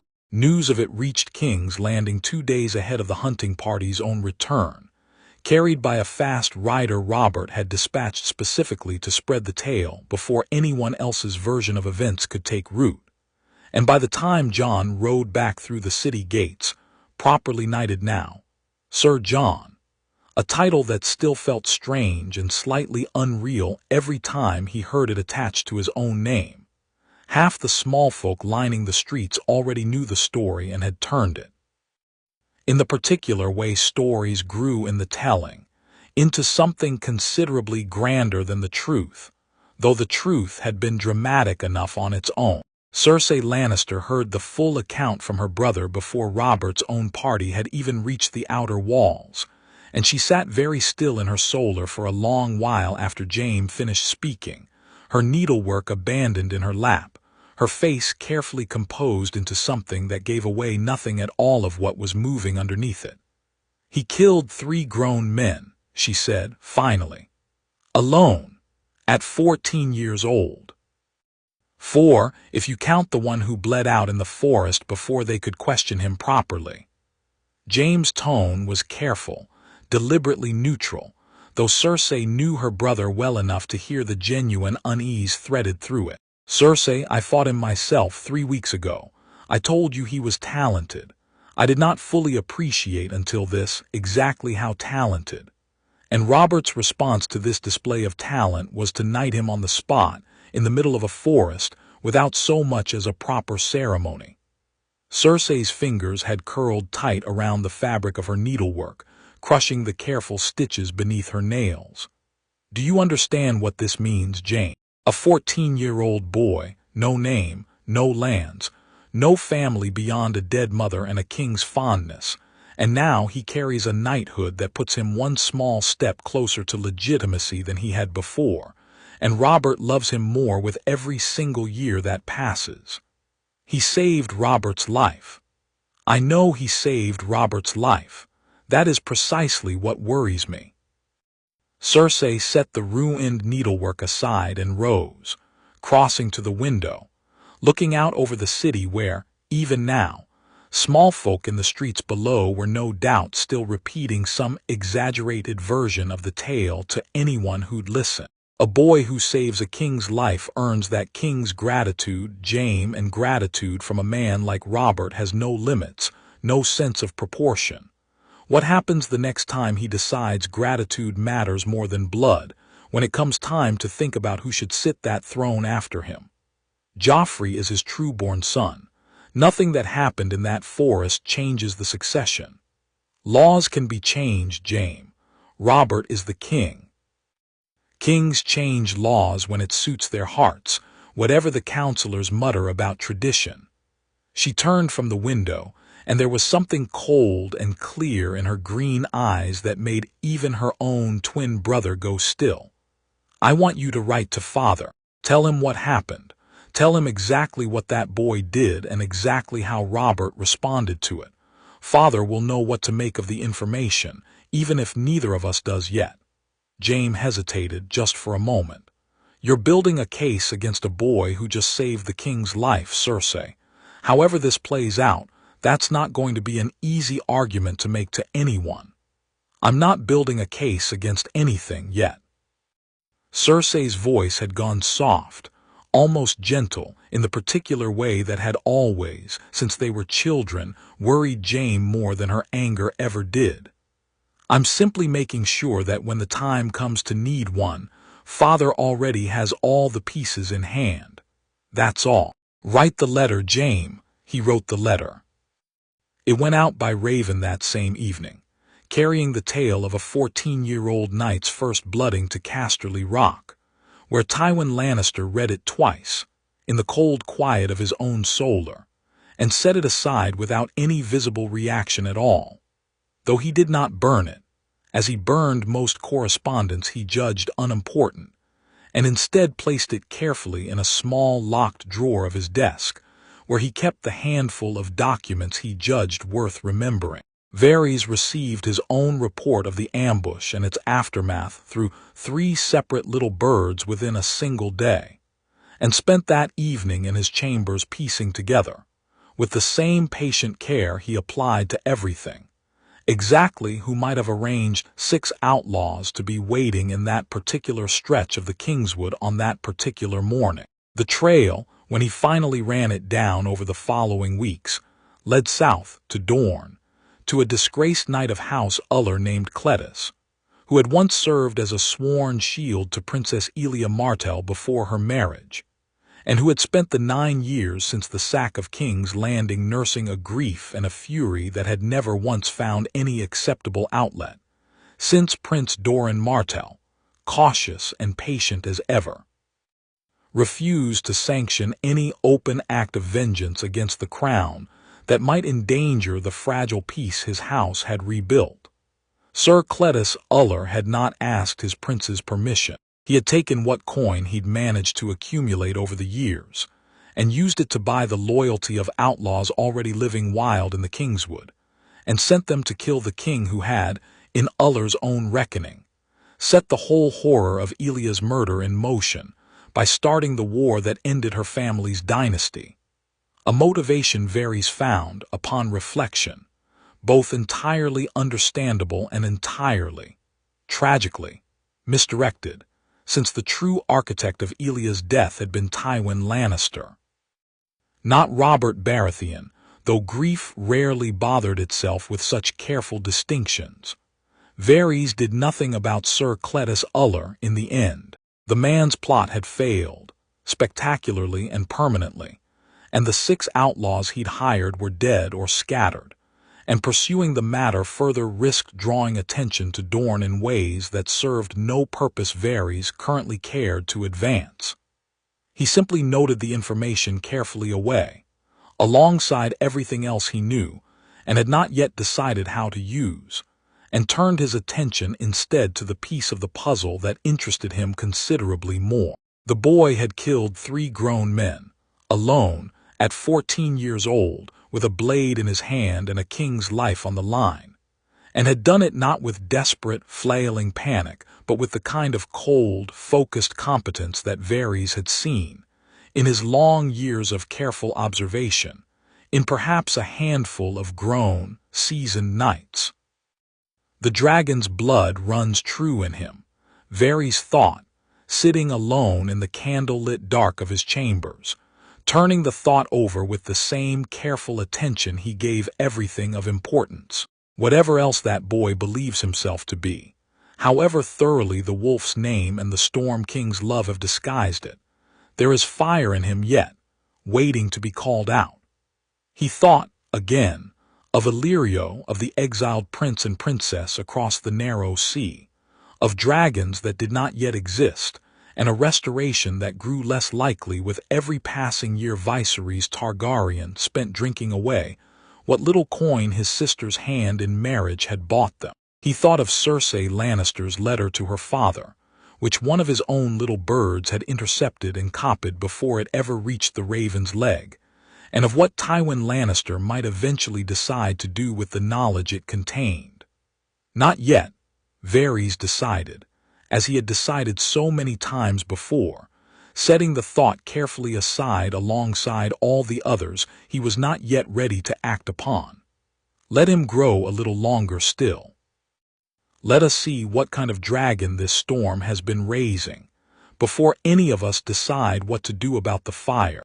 Outside, somewhere in the depths of the Red Keep, a newly knighted boy who did not yet know he was anything other than exactly what everyone believed him to be sat with a king, who loved him fiercely and blindly, laughing over wine about a battle in a forest that neither of them yet understood the full weight of, and the storm that had been quietly gathering around his cradle for 14 years continued, patient and unhurried, to build toward something none of them could yet see clearly on the horizon.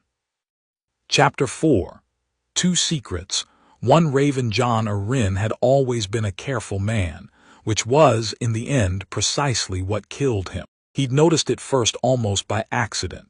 Browsing through old Turney records one evening in his solar while looking for something else entirely.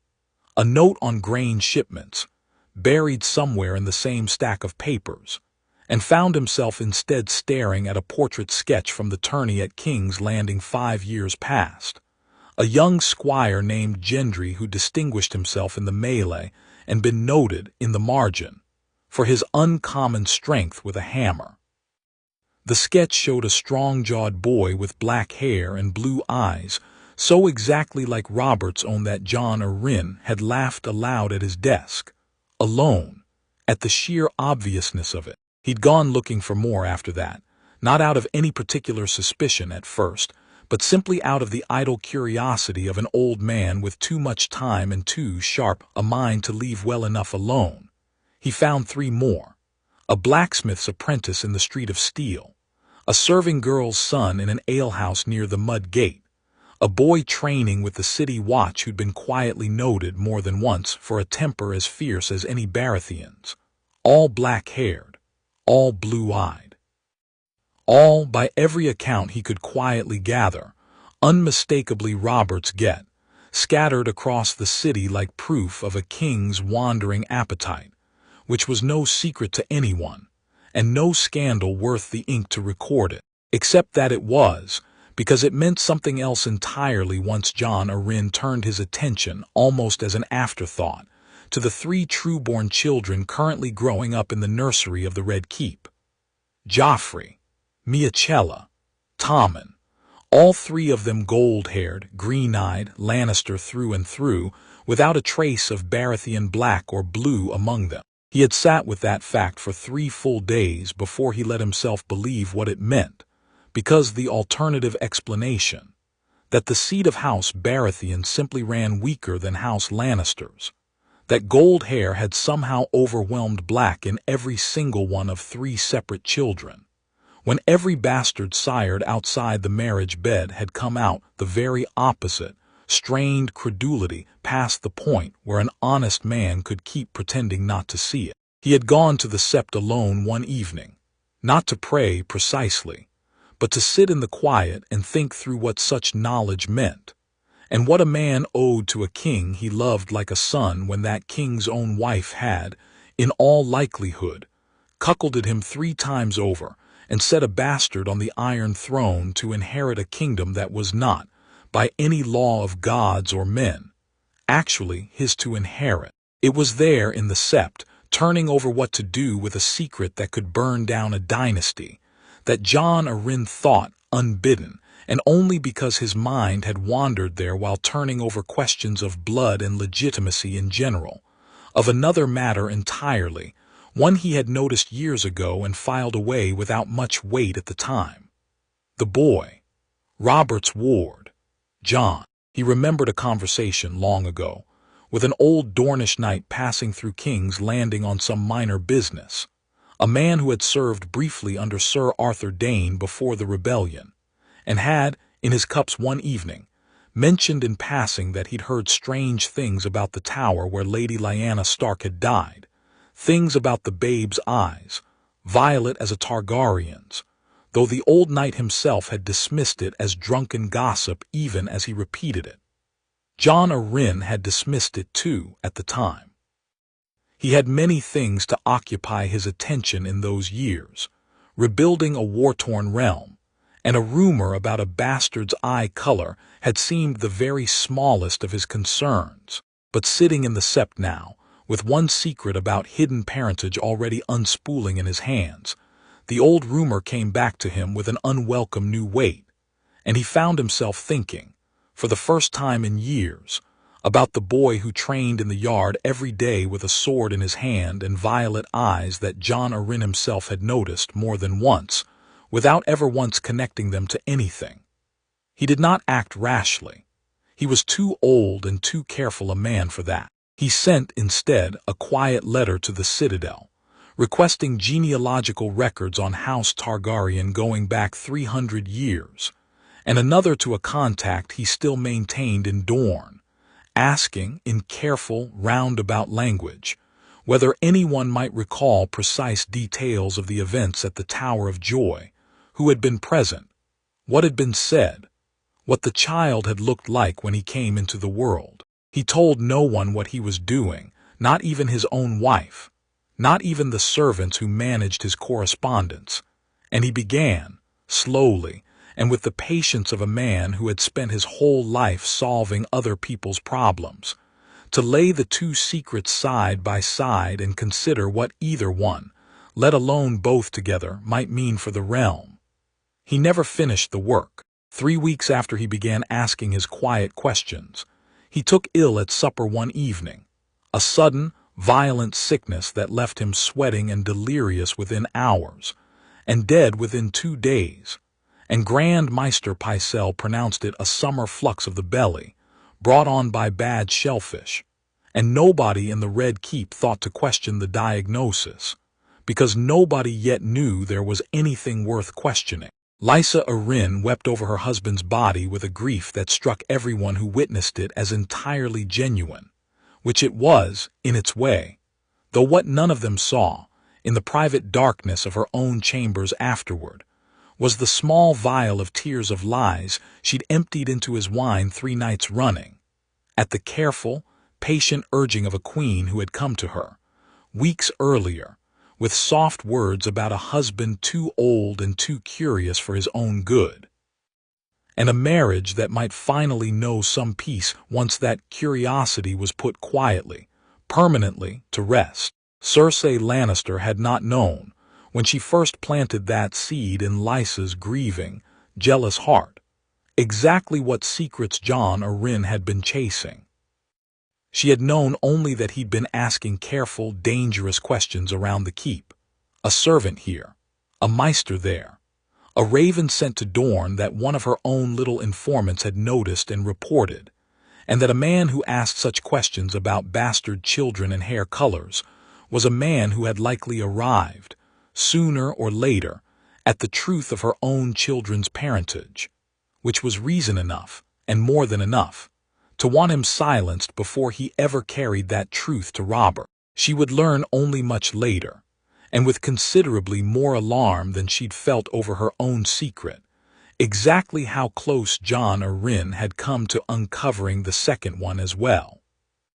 Robert Baratheon received the news of Jon Arryn's death in the small council chamber, standing rather than sitting, because he'd been pacing when the message arrived and simply never stopped.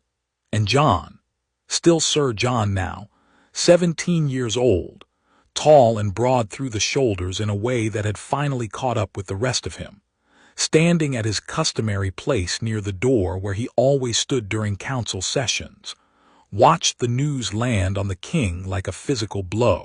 Dead, Robert said the word like it tasted wrong in his mouth. Jon Arryn, dead. A flux of the belly, your grace, Pycelle said, folding his hands over his considerable belly with an expression of practiced sorrow, sudden but not unheard of, particularly among men of his advancing years. My condolences on the loss of so trusted a friend. He wasn't just a friend. Robert's voice had gone rough. "He raised me, Pycelle, half as much as my own father ever did. Fostered me at the Eyrie from the time I was a boy, stood beside me through the whole rebellion, never once wavered, never once told me I was wrong when everyone else thought I was mad to challenge the whole Targaryen dynasty over a woman."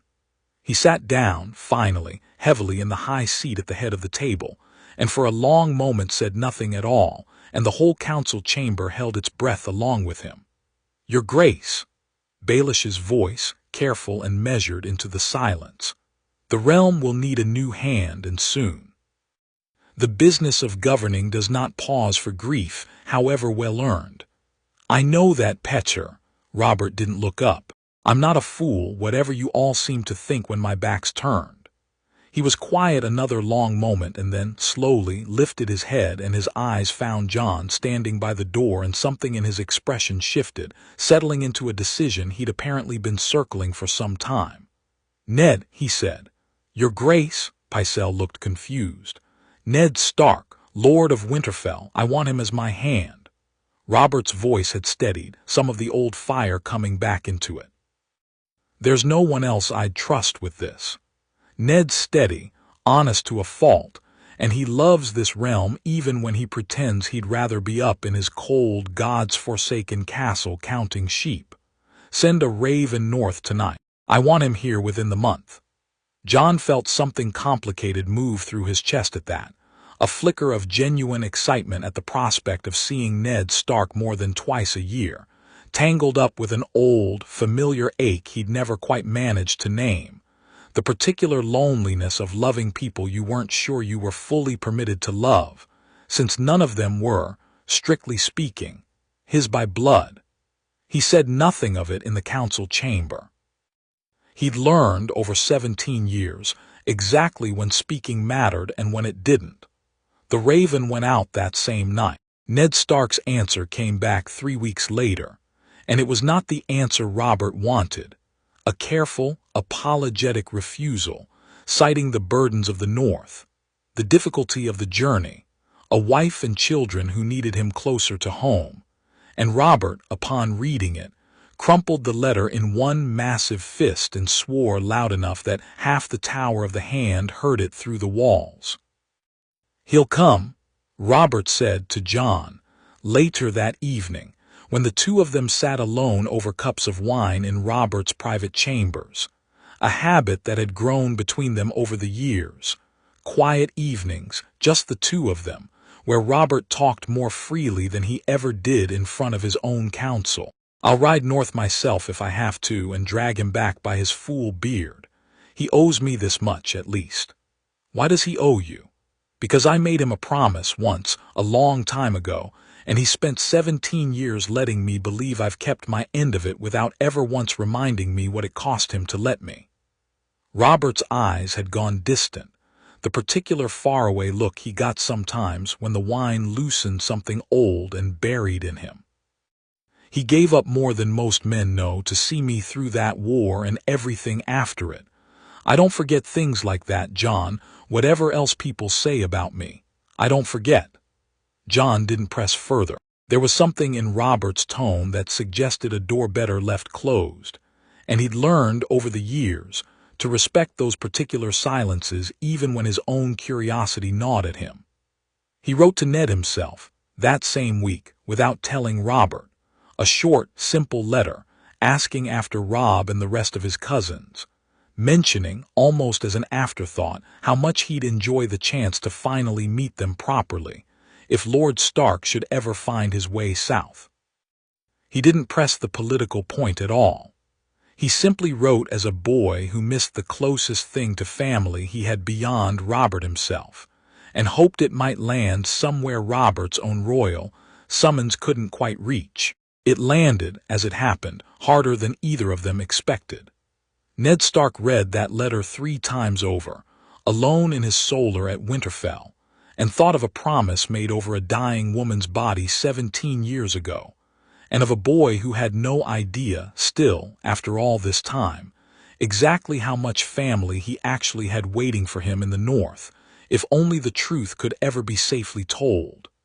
He wrote back within the week, accepting Robert's offer. He told Catelyn it was duty, obligation, the impossibility of refusing a king twice. He did not tell her, or anyone, that a large part of the decision had been made the moment he read a homesick boy's letter and felt, for the 1,000th time, the full weight of everything he'd chosen to keep hidden nearly 2 decades ago. Ned Stark arrived in King's Landing on a hot, dusty afternoon, 3 weeks after his letter of acceptance had gone out, with his daughters Sansa and Arya in tow and his household guard riding escort. And Robert met him at the gates of the Red Keep with an embrace so fierce it nearly knocked the older, leaner man off his feet. "You took your damn time," Robert said, gripping Ned by both shoulders and holding him at arm's length, grinning like the years hadn't passed at all. 17 years and you've gotten old on me, Ned, gray in that beard now. "You've gotten fat," Ned said, and Robert laughed loud enough to startle a flock of pigeons off the gatehouse roof. It was Jon who Ned looked for next, and found standing a respectful distance behind Robert, tall now, taller than Ned himself, dark-haired and grave-faced in a way that struck Ned to the core because it was, unmistakably, Lyanna's own seriousness looking back at him, tempered by something steadier, something that hadn't been in his sister at that same age. "Sir Jon," Ned said, and meant to keep his voice light, formal, appropriate to the setting, and found, when the words actually left his mouth, that they'd come out rougher than he intended, thick with something he hadn't planned to let show. "Lord Stark."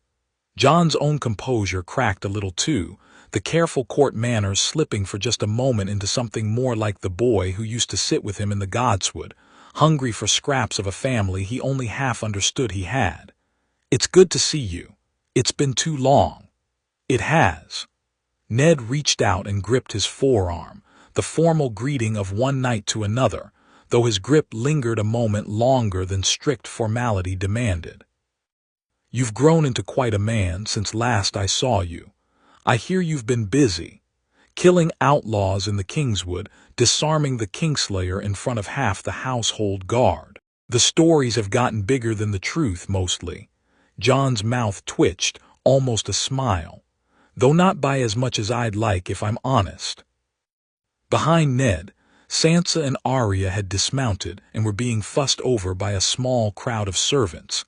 And it was Arya, 9 years old, wiry and sharp-eyed in the particular way that already had half the Stark household despairing of ever making a proper lady of her, who broke away from the fussing and darted forward to look up at Jon with open, unguarded curiosity. "You're the one Father writes about," she said, without any preamble at all, in the manner of a child who had not yet learned the value of easing into a conversation. "Bastard cousin who's Robert's squire. Well, night now, I suppose." "Arya." Ned's voice carried a warning, but Jon had already dropped to a crouch in front of her, entirely unbothered, an easy grin breaking across his face that made him look, for a moment, considerably younger than his 17 years. "That's me," he agreed, "though I've never once fetched a bastard's reputation for being any good at swordplay, so you'll have to judge that for yourself if your father lets you watch the training yard." "I don't need to watch. I already know I could beat you." Arya's chin lifted with the particular defiance of a girl who had spent her whole young life being told she should behave more like her elder sister, and resented every single instance of it. "Rob says I'm better with a sword than most boys my age." "Is that so?" Jon's eyes glinted with something that was equal parts amusement and genuine interest. "Well, when you're a bit older, and if your father allows it, we'll have to test that claim properly. I don't make promises about outcomes, mind, only about the fairness of the fight." Arya's whole face lit up at that, delighted in a way she rarely allowed herself to show around strangers. And Ned, watching the two of them, his daughter and his sister's son, meeting for the first time, taking to each other with the easy, immediate warmth of family that neither of them consciously understood they were, felt his throat tighten with an emotion he had no safe way to express in the middle of a crowded courtyard. Sansa, more reserved, offered Jon a proper curtsy and a few polite words, her attention already wandering toward the golden-haired prince she'd caught sight of near the gatehouse, and Jon accepted her courtesy with the same easy grace he seemed to extend to everyone before turning his attention back to Ned. "There's a great deal to catch up on," he said, quieter now, just between the two of them. "If you've time once you're settled. I've missed our talks in the Godswood." "I'll make the time," Ned said, and meant it more completely than he'd meant almost anything in the last several years. He found Jon Arryn's papers 3 days later, in the process of settling into the Tower of the Hand, and taking over the dead man's unfinished business. And what he found there, buried in a locked drawer that had taken the Castellan half a morning to find the proper key for, turned his blood to ice water. The book was the first thing, a small, unassuming ledger, the kind any careful administrator might keep for household accounts, except that the entries inside had nothing to do with grain shipments or tax collections. Names, descriptions, sketches in some cases, careful renderings of children's faces alongside notations of hair color, eye color distinguishing features. Gendry, apprentice to a smith in the Street of Steel. A girl named Bella at an alehouse near the docks. A boy in the city watch whose temper had earned him a reputation among his fellow recruits. All of them, Ned realized with growing horror as he turned the pages, black-haired, blue-eyed, and noted, in Jon Arryn's own careful hand, alongside a final page comparing them directly against 3 names Ned recognized immediately: Joffrey Miachella Tommen, all gold-haired, green-eyed, and utterly unlike either parent's blood should have produced with such perfect, unbroken consistency. "The seed is strong," Jon Arryn had written, in the margin beside the final comparison, and underlined it twice.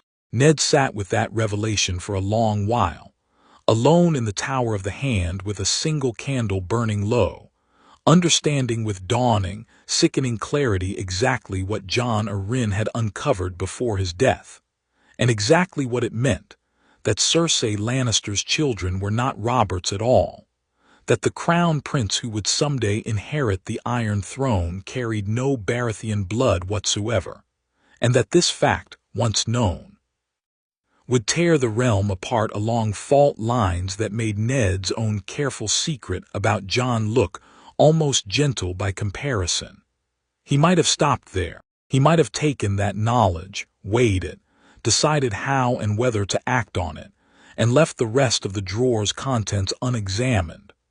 But beneath the ledger, tucked into a leather folio that had clearly been handled with considerably more care and secrecy than the ledger itself, he found the second set of papers, and his heart nearly stopped in his chest at the first line of the topmost letter. "My Lord Hand," the letter read, in a cramped, careful hand Ned recognized as belonging to a maester of the Citadel. "You asked for records pertaining to the physical characteristics of House Targaryen going back 3 centuries, with particular attention to eye coloration in children of mixed parentage. I include herein the fullest account the Citadel's archives can provide." Beneath it, a second letter, this one from Dorne, in a hand Ned didn't recognize at all. "My lord, the old woman's memory grows less reliable with each passing year, but she maintains, as she has maintained for a decade now, that the child born at the Tower of Joy possessed eyes of unmistakable Targaryen violet, a detail she claims to recall with perfect clarity despite forgetting, in the same conversation, the year of her own birth. I include this account for whatever worth you judge it to hold, though I would caution against placing too much weight on an old woman's fading recollections." Ned's hands were shaking by the time he set the letter down. Jon Arryn had known, or had been close enough to knowing, that death had only barely intervened before he could confirm it beyond doubt, and Ned found himself sitting alone in the dark, turning over a question he had never once had to face in 17 years of careful, patient silence. What precisely had killed Jon Arryn? A summer flux, as Pycelle claimed? Or something else entirely, something that had crept close enough to two of the realm's most dangerous secrets that someone, somewhere, had judged it necessary to silence him before he could act on either one. He did not sleep that night. He sat with the papers spread before him until the candle burned down to nothing. And by the time dawn's gray light began creeping through the windows of the Tower of the Hand, he had reached a conclusion that frightened him considerably more than the original secret ever had. That he was no longer the only man in this castle who might, given time and patience, piece together the truth of Jon's parentage, and that whoever else was pulling on that particular thread might not share Ned's own careful, protective instincts about what to do with the answer. Cersei Lannister learned, within a day of Ned Stark's arrival in King's Landing, that the new hand had spent his first several nights in office locked away with the previous hand's private papers, and the knowledge settled into her stomach like a stone dropped into still water. "He's found the book," she said to Jaime, pacing the length of her solar with a restlessness she rarely allowed herself to show even in front of her own twin. "The one Jon Arryn kept. The comparisons." "He's found it, Jaime. I'd stake my life on it. Why else would the Hand of the King spend 3 straight nights alone with a dead man's ledgers?" "You don't know that for certain." "I know Ned Stark, or near enough. Honest to the point of stupidity, everyone says so, Robert most of all, like it's some great virtue rather than a liability waiting to detonate under all our feet." She stopped pacing, finally, and turned to face her brother directly. "A man like that finds proof his king has been cuckolded 3 times over, and you think he simply sets the papers aside and forgets about them. What would you have me do about it?" "I don't know yet." The admission cost her something, visibly, the particular frustration of a woman used to always having a plan and finding herself, for the first time in longer than she liked to admit, genuinely uncertain of her next move. "But I want you watching him too, now. Ned Stark, same as you've been watching the boy. I want to know everything he does, everyone he speaks to, every letter he sends north or receives back. He's the Hand of the King, Cersei. Watching him too closely is its own kind of danger if he notices. Then don't let him notice." Her voice had gone hard, brittle, the particular edge she used when fear had finally overtaken her usual careful composure. "My children's lives are at stake here, Jaime. Do you understand that? Not their comfort, not their pride, their lives. If word of this ever reaches Robert's ears and he decides, in one of his rages, that the proper response to a wife's infidelity is the headsman's axe. I have seen what that man does to people he judges have wronged him. I will not let my children pay for my choices with their necks." Jaime was quiet a long moment, some internal struggle playing out behind his careful, composed features. "I love them too, Cersei. You know that. Whatever else you think of me, you know that." "I know." Some of the hardness went out of her voice. Just for a moment, the old, familiar intimacy of twins who had shared every secret worth sharing since before either of them could properly speak. "That's why I'm asking you and no one else. Watch them both, Jaime, the Hand and the boy. If either of them gets too close to the truth, I need to know before it becomes a crisis, not after."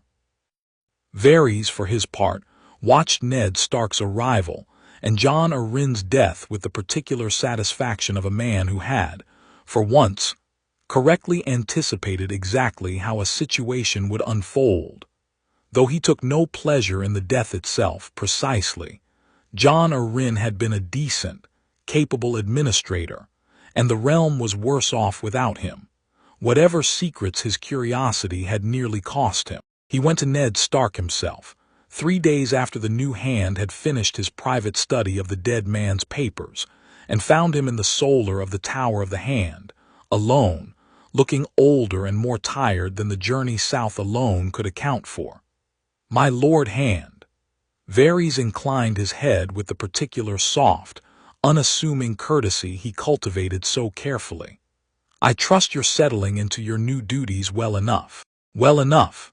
Ned's eyes were sharp, watchful, and Varys noted with interest that they did not soften at all in his presence, the particular wariness of a man who had already, in only a handful of days, learned not to trust anyone in this castle further than he could throw them. You'll forgive me, Lord Varys, if I say I have a great deal of work still ahead of me. Of course, I won't take much of your time. Varys settled himself into a chair without being invited to, a small liberty he took deliberately, to see how the new hand responded to it. I merely wish to offer my services. Should you find yourself in need of information, the small council's official channels don't readily provide. Lord Arryn found my little network of birds quite useful in his time. I imagine you might find the same, particularly given the delicate nature of some of the questions he was pursuing before his unfortunate death.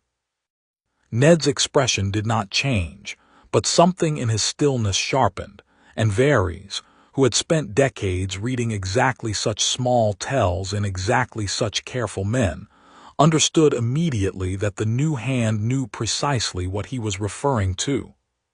I don't know what questions you mean, Ned said. Of course not. Varys smiled, mild and unbothered. Forgive an old spider his habits, my lord. I speak in riddles more often than I intend when I've spent too many years alone with my own thoughts. He rose, smoothing his robes. I only meant to say, should you ever find yourself curious about matters of bloodlines and legitimacy and old secrets from before the war, I am as ever at your lordship's service. Some questions are dangerous to pursue alone. Are you threatening me, Lord Varys? God's number. Varys sounded genuinely startled by the suggestion, though whether the surprise was real or performed, Ned couldn't tell, and that uncertainty itself unsettled him more than an open threat would have. I have no interest in threatening the hand of the king, my lord. I have every interest, however, in the realm's stability, and there are secrets currently sitting in this castle that could shatter that stability quite thoroughly, in the wrong hands, or spoken at the wrong moment, to the wrong person. I only wished you to know that not everyone in this court would see such secrets used carelessly. Some of us understand the value of patience. He left before Ned could formulate a response, and Ned sat alone afterward for a long while, staring at the door the eunuch had closed quietly behind him, trying to work out exactly how much Varys actually knew, and finding, with mounting unease, that he could not determine an answer that gave him any comfort at all. That evening, at a feast held in honor of the new hand's arrival, Robert sat at the high table with Ned on one side, and Jon standing attentively near his shoulder in the old habit of a squire, even though he'd been a knight for 3 years now, and told, loudly and at considerable length, the story of the ambush in the Kingswood to anyone within earshot who hadn't already heard it a dozen times.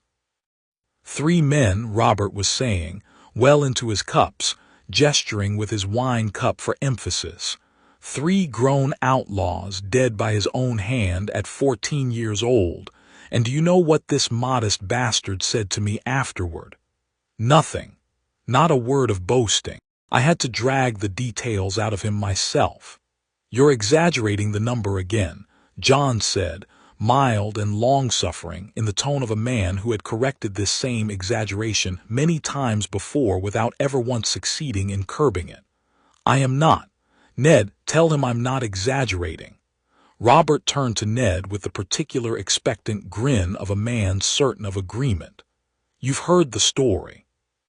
3 men, clean as anything, and Meryn Trant dead before he even had time to draw his blade properly.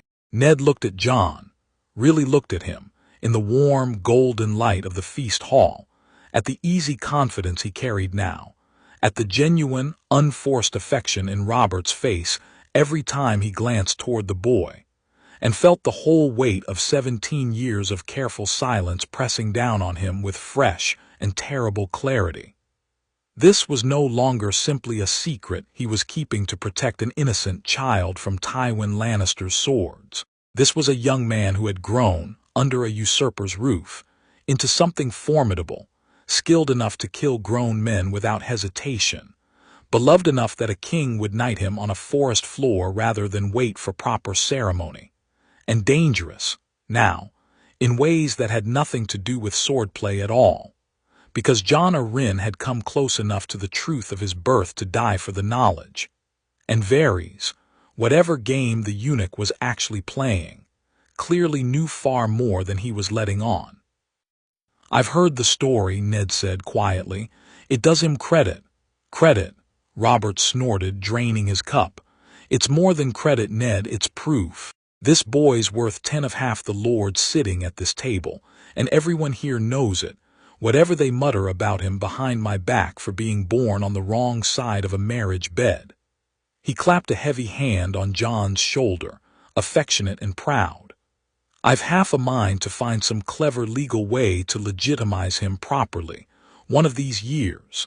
Gods know he's earned it 10 times over." The words landed across the high table like a stone dropped into still water, and Ned watched from the corner of his eye, as Cersei Lannister's smile did not waver even slightly, and understood, with a cold certainty that settled deep into his bones, that the Queen had heard every single word of it, and that whatever careful, patient calculations she'd been running for the past 17 years had just, in this single unguarded, drunken boast, acquired an urgency they had never possessed before. Beside him, Jon said nothing at all, but the flush that crept up his neck at Robert's words, the particular careful, guarded hope he tried and failed entirely to hide, told Ned everything he needed to know about how badly the boy wanted exactly what Robert had just casually, carelessly offered. Gods help us all, Ned thought, lifting his own cup to hide whatever his face might otherwise have betrayed. The storm's finally starting to break, and none of us are ready for what it's about to bring down on this castle. Chapter 5. The Boar in the Woods. The tourney to honor Eddard Stark's appointment as Hand of the King filled the fields beyond the city walls with color and noise for the better part of a week, and Jon rode in the joust for the first time in his life, against Robert's considerable and repeated insistence that he do so. "You're 17, not made of glass," Robert said, for perhaps the 5th time, watching Jon check the fit of a borrowed breastplate with the particular careful attention of a man who had never once worn full jousting plate before, and wasn't entirely certain he trusted it to do what it claimed. "Half the boys your age who have entered this tourney have less skill with a lance than you've got with a broadsword. Go out there and knock a few of them into the dirt. It'll do wonders for your reputation. My reputation's fine as it is. Your reputation could always be better, especially if it embarrasses a few lords who still whisper about you behind my back." Robert grinned, wide and unrepentant, and clapped him on the shoulder hard enough to rock him slightly in the unfamiliar plate. "Go on." "I want to watch my squire, my knight. Gods, I keep forgetting.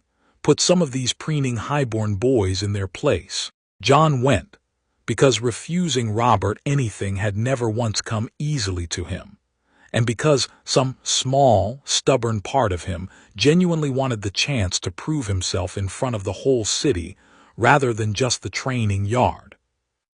He lost his first pass against Sir Balon Swan, unhorsed cleanly by a rider with 15 years more experience in the saddle than he had, and took the fall with better grace than most first-time jousters managed, rolling clear of his own horse's hooves, and coming up laughing despite the ringing in his skull. He won his second, against a Tyrell cousin whose horsemanship outstripped his own but whose seat proved less steady under a solid hit, and lost his third to Sandor Clegane, who rode at him with a controlled, brutal efficiency that had nothing showy about it at all and put Jon flat on his back in the dirt before the crowd had even finished cheering the charge. "You've got good bones for it," Clegane said afterward, gruff and entirely without malice, offering a hand to pull Jon up out of the dust. Better than most highborn pups who have had a lance in their fist since they could walk. Stick to steel, though. Lances are a rich man's game, not worth the trouble. I'll keep that in mind, Jon said, taking the offered hand and coming up wincing, one shoulder already aching where the fall had wrenched it. Sansa Stark, watching from the gallery beside Prince Joffrey, applauded politely at each of Jon's passes, with the careful, practiced enthusiasm of a girl raised to show interest in everything regardless of her actual feelings on the matter. But it was Arya, seated a row back with Ned and squirming with barely contained energy, who leapt to her feet and shouted loud enough to draw stares when Jon unhorsed the Tyrell cousin. "That's my cousin," she announced, to no one in particular, with the fierce, uncomplicated pride of a 9-year-old who had decided, within days of meeting him, that Jon belonged to her family in every way that mattered, whatever the actual accounting of blood said about it. Ned beside her said nothing, but something in his chest ached at the phrase, "my cousin," said with such easy, unthinking certainty by a girl who had no idea how precisely, and how dangerously, true her words actually were. Joffrey, seated on Sansa's other side, watched the whole display with an expression that curdled further with every cheer the crowd gave Jon, and leaned close to Sansa's ear at one point to murmur something that made her flush and look uncomfortably down at her own hands, though she said nothing to correct him. "He's only a bastard," Joffrey said, loud enough this time that a few nearby lords caught the words and exchanged uneasy glances. Everyone cheering for him like he's some hero. It's embarrassing, honestly. My father ought to have more sense than to let it go on. Your Grace, Sansa said carefully, he did save the king's life. So he says. Joffrey's mouth twisted into something petulant and ugly. I'd have fought them off myself if I'd been there. I'm not afraid of outlaws. Sansa, wisely, said nothing further, and turned her attention back to the field, where Jon was helping the fallen Tyrell cousin up out of the dirt with the same easy grace he'd shown Sandor Clegane, and thought, though she would never have said it aloud, that there was a considerable difference between a man who talked about courage and a man who had actually shown it, and that difference seemed to grow starker every year that passed. The melee, 2 days later, settled the matter of Jon's reputation beyond any further argument. He entered on foot, blunted sword and shield, against nearly 40 other combatants in a chaotic, sprawling brawl across the tourney field that eliminated men by the dozen in the first several minutes, and came through the whole bruising, exhausting affair as one of the final 3 standing, alongside a household knight of House Tyrell, and unexpectedly, Loras Tyrell's own elder brother Garland, who fought with a patient, methodical competence that had quietly worn down opponent after opponent, while flashier men exhausted themselves in the early chaos. 3 left, the herald called, and the crowd, which had been steadily growing louder and more invested as the field thinned, rose into a genuine roar. Jon took Garland Tyrell first, in an exchange that lasted longer than any single bout Jon had fought in the whole tourney, both of them exhausted, both of them bruised past caring, until Jon finally found an opening through sheer stubborn persistence and put the older knight down with a blow to the back of the knee that folded his leg out from under him. The Tyrell household knight came at him next, fresh where Jon was flagging, and for a long, brutal stretch Jon found himself purely on the defensive, giving ground across the churned mud of the field while the crowd's roar rose and fell with every exchange. And somewhere in the gallery Robert was on his feet, roaring Jon's name loud enough to be heard over half the tourney grounds, and Ned Stark sat very still beside him with his hands clasped tight in his lap, watching his nephew fight for his life in front of the whole city, with an intensity that had nothing to do with sport, and everything to do with a promise made 17 years ago in a tower in Dorne. Jon won it in the end, the same way he'd won most of his fights over the years, not through raw strength, which the other knight had in greater measure, but through the particular cold, patient improvisation Selmy had spent 7 years drilling into him, waiting for the exact moment his opponent's guard dropped half an inch too far, and driving his own blunted blade in against the man's helm hard enough to end the bout on the spot. The crowd's roar when the herald declared him victor was loud enough to rattle Jon's already ringing skull, and Robert came down out of the gallery himself, unable to wait for the proper ceremony, and hauled Jon into a bear hug that lifted the exhausted, mud-splattered young knight briefly off his feet. "That's my boy," Robert bellowed, to the whole field, to the whole city, to anyone within earshot who hadn't already gathered the point. "That's my Jon. Best damned knight in this whole tourney, and I'll fight any man who says different." No one took him up on it. Cersei Lannister, watching from the royal gallery with her 3 children arrayed around her, smiled and clapped along with everyone else, and felt something cold and final settle into her chest at the sight of her husband's unguarded, radiant joy, an expression she had genuinely never once seen him wear for Joffrey, not at any tourney, not at any triumph, not once in 13 years of trying, in her own careful, calculating way. To make her firstborn son into something worthy of that particular love. It's not fair, she thought, and was surprised distantly at how much the thought sounded like something Joffrey himself might have said, petulant and childish. It was never fair. That boy has no right to any of this. She said nothing of it aloud. She simply watched and filed the moment away alongside all the others, and felt the slow, grinding pressure in her chest tighten another turn. Ned found the proof he'd been dreading 3 days after the tourney concluded, in the quiet hours of a morning when the rest of the castle was still sleeping off the previous evening's feast. And it came, in the end, not from any clever investigation of his own, but from the plain, undeniable evidence of an old book of lineages Jon Arryn had left annotated in his own careful hand. Generations of Baratheon and Lannister features laid out in exhaustive detail, and beside it, in the dead hand's own writing, a final, damning conclusion that Ned had already half reached on his own, but had hoped, against all reasonable evidence, might yet prove wrong. He sat with it for a long while, in the quiet of his solar, and thought of Robert, drunk and grinning at the tourney, calling Jon his boy in front of the whole city, utterly unaware that his own trueborn children carried none of his blood at all, that his marriage had been a cruel joke played at his expense for 13 years running, and that the true heir to his throne, by blood if not by law, stood at his shoulder every single day wearing a name that wasn't his and a lie Ned himself had helped to construct.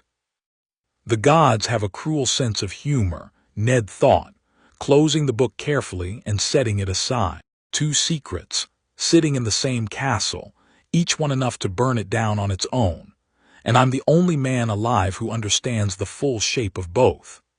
He went to Cersei that same afternoon, because whatever his own feelings about her might be, he judged rightly as it happened, though the judgment would cost him more than he anticipated, that a warning given now, quietly, privately, was a kinder and wiser course than letting the truth detonate without any preparation at all. He found her in the Godswood, of all places, sitting alone on the same stone bench where Ned himself had spent so many quiet hours with Jon over the years, and she looked up at his approach with an expression of careful, wary composure that told him before either of them said a word that she'd already half guessed why he'd come.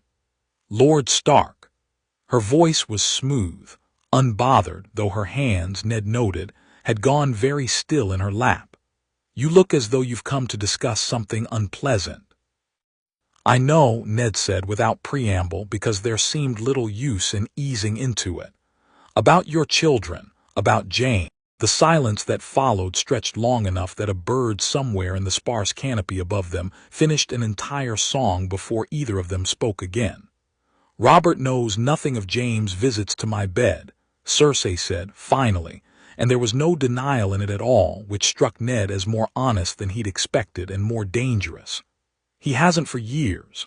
He barely knows my face most nights, let alone my heart. That's not what I've come to discuss, Lady Cersei. Ned's voice was steady, though the words cost him something to say plainly. Robert loves your children, whatever their blood. He'd have loved them regardless, I think, if he'd simply given them more of his attention over the years. But the truth of their parentage, should it ever come to light, would tear this realm apart in ways that go far beyond any single marriage's private grief. I'm telling you this because I think you should leave quietly, while there's still time to do so with your children and whatever dignity you can salvage. Take a ship for the free cities. Robert need never know why. I'll cover the departure however I'm able. Cersei's laugh, when it came, was sharp and bitter and entirely without humor. You want me to flee my own children's birthright, based on the word of a man I've known for less than a fortnight, who owes me nothing and has every reason to see my family ruined. I owe you nothing, Ned agreed, but I don't wish your children harm, whatever else is true between us. I've seen what Robert does to people he judges have wronged him past forgiving. I'd rather see your children safe in Essos than dead on the steps of the Red Keep. How very noble of you. Cersei rose from the bench, smoothing her skirts with hands that had steadied, somewhere in the course of the conversation, into something cold and controlled. Tell me, Lord Stark, does this same generous concern extend to other secrets in this castle, or only the ones that happen to be mine? Something in Ned's expression must have flickered, some small, involuntary tell, because Cersei's green eyes sharpened at once, reading it with the particular quickness that had made her, whatever else she was, a genuinely dangerous woman to underestimate. There is another secret, isn't there? Her voice had gone soft, almost thoughtful. I've suspected it for years, Lord Stark, though I've never had proof enough to act on it. That boy, your sister's son, or so the story goes, those eyes of his. I've heard whispers over the years comparing them to portraits of dead Targaryen kings. Is that why you've come to me now, to trade one secret for silence about another? I've told you what I know because I judged it fair warning, Ned said, carefully, giving away nothing further. I haven't come here to bargain. Cersei studied him a long moment, something calculating moving behind her composed features.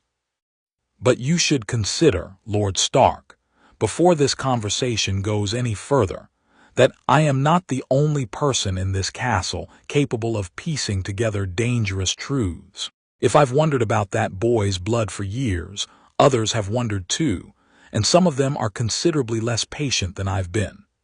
She turned to go, then paused, looking back at him with an expression that had shifted, unexpectedly, into something closer to weary honesty than the careful performance she usually maintained.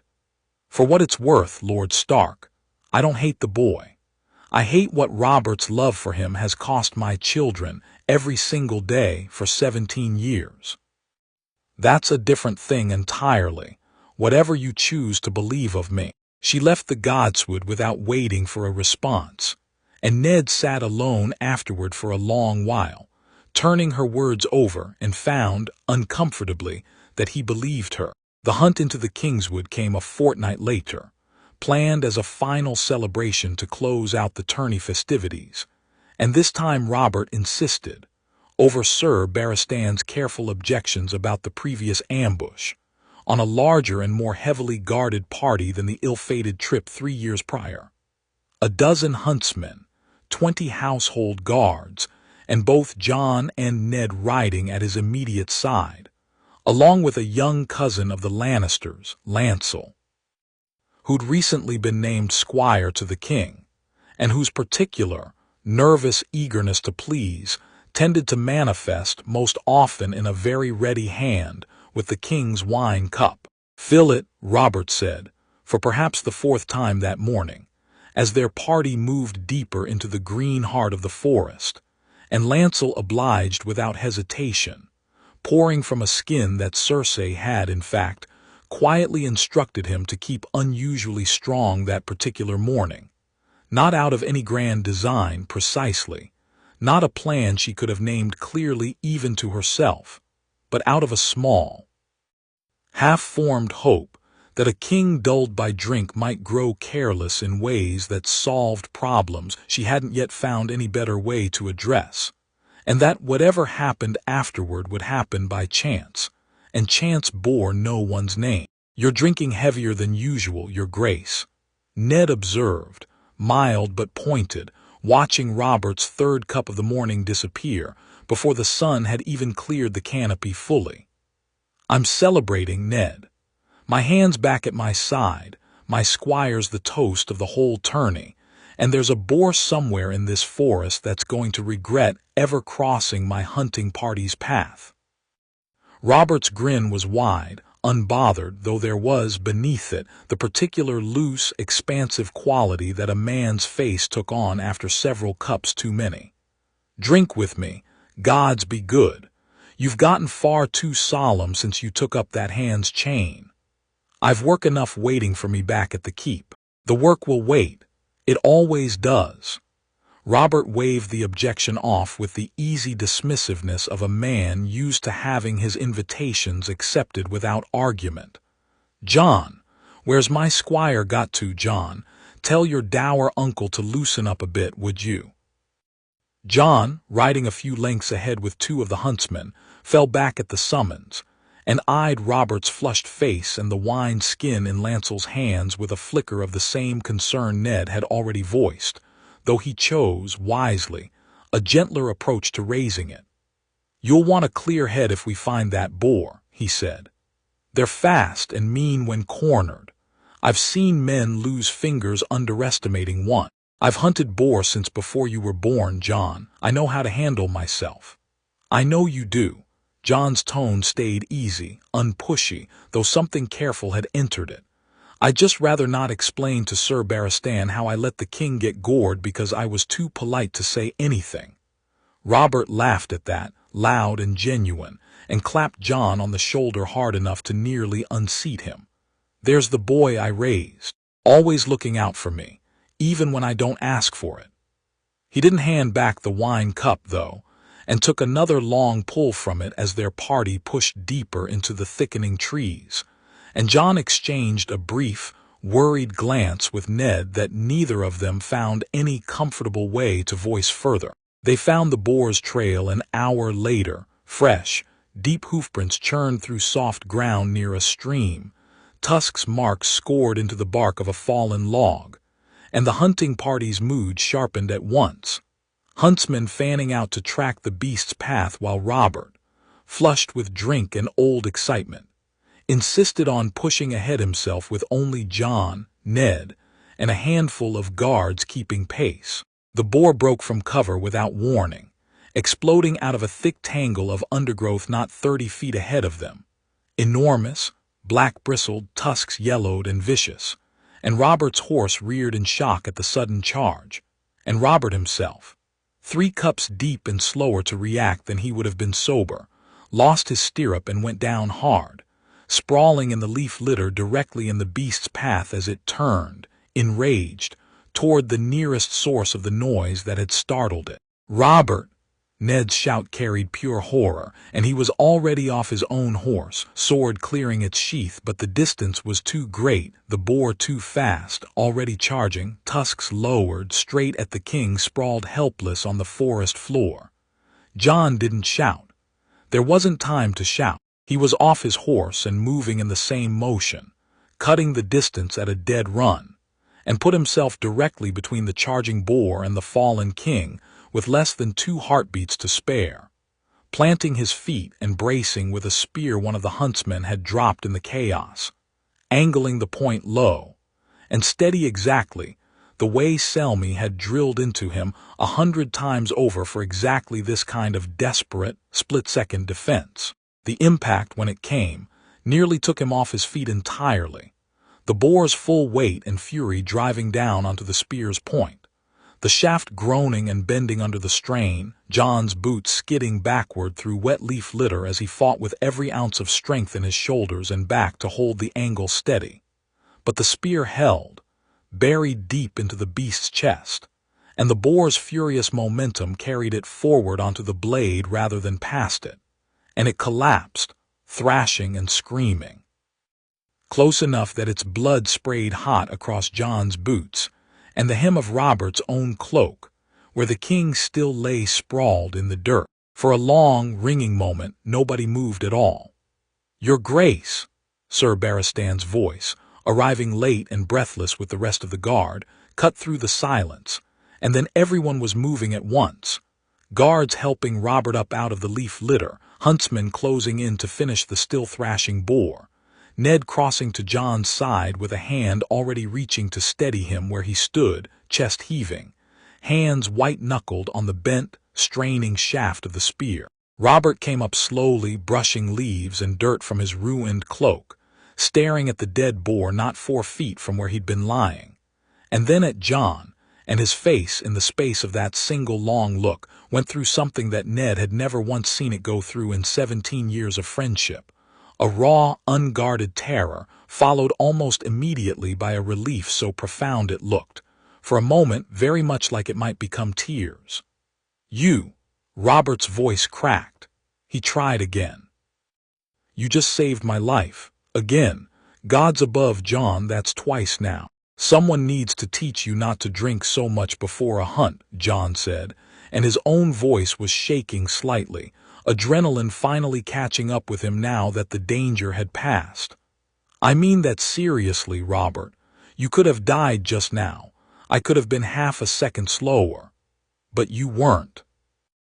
Robert crossed the distance between them and pulled Jon into a fierce embrace, boar's blood and all, and held him there for a long moment while the rest of the hunting party looked on in a silence that had turned, gradually, into something almost reverent. "You weren't slower. You never are. 7 hells, boy, do you have any idea?"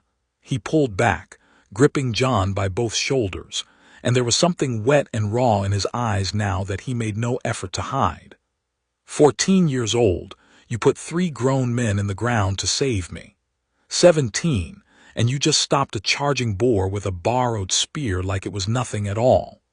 What in every god's name am I supposed to do with a squire like you?"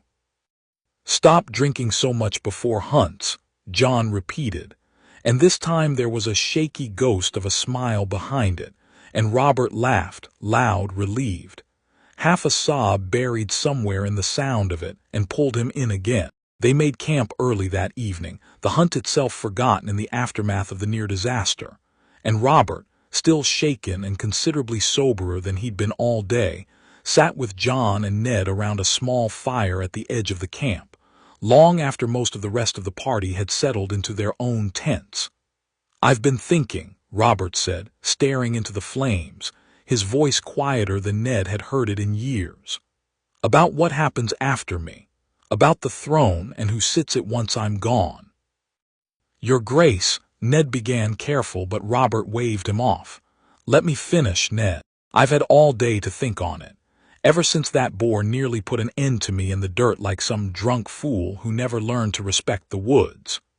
He took a long breath, and when he spoke again, his voice had steadied into something Ned recognized, uneasily, as genuine, unguarded honesty, the particular truthfulness that only ever surfaced in Robert during moments of real crisis, stripped clean of the bluster and performance he usually wrapped around himself. "Joffrey's going to be a poor king. I've known it for years and never wanted to say it plainly, not even to myself, because what kind of father admits that about his own trueborn son? But I've watched that boy grow up cruel and soft in all the wrong places at once, and I don't know how to fix it, and God's help the 7 kingdoms if he ever sits that throne without someone steadier standing close enough to check him."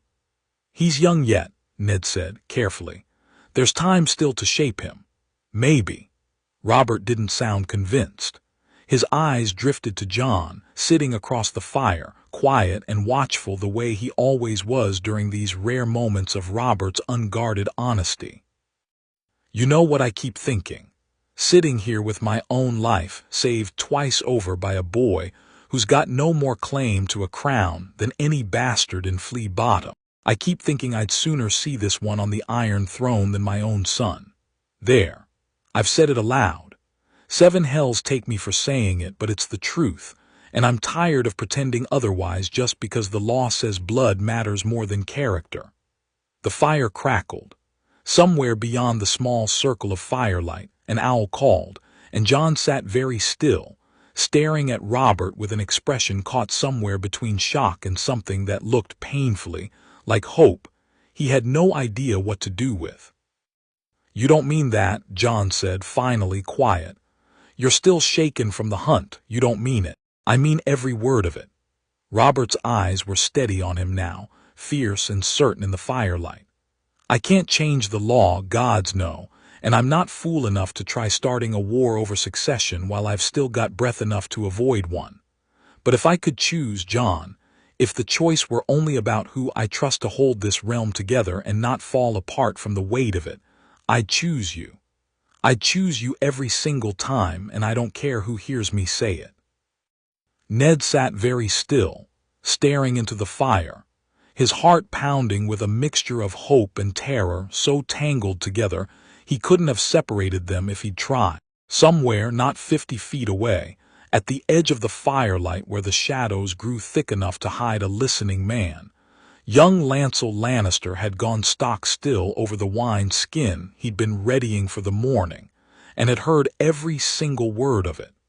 He said nothing that night. He waited until the camp had settled fully into sleep, and then, quiet and careful, he slipped away from his own bedroll and rode hard through the dark forest back toward the city, because his aunt had been very clear, when she'd given him his instructions about the wine, that anything unusual involving the king was to be reported to her directly, and without delay, and Lancel Lannister had never once in his life found the courage to disappoint Cersei Lannister when she asked something of him plainly.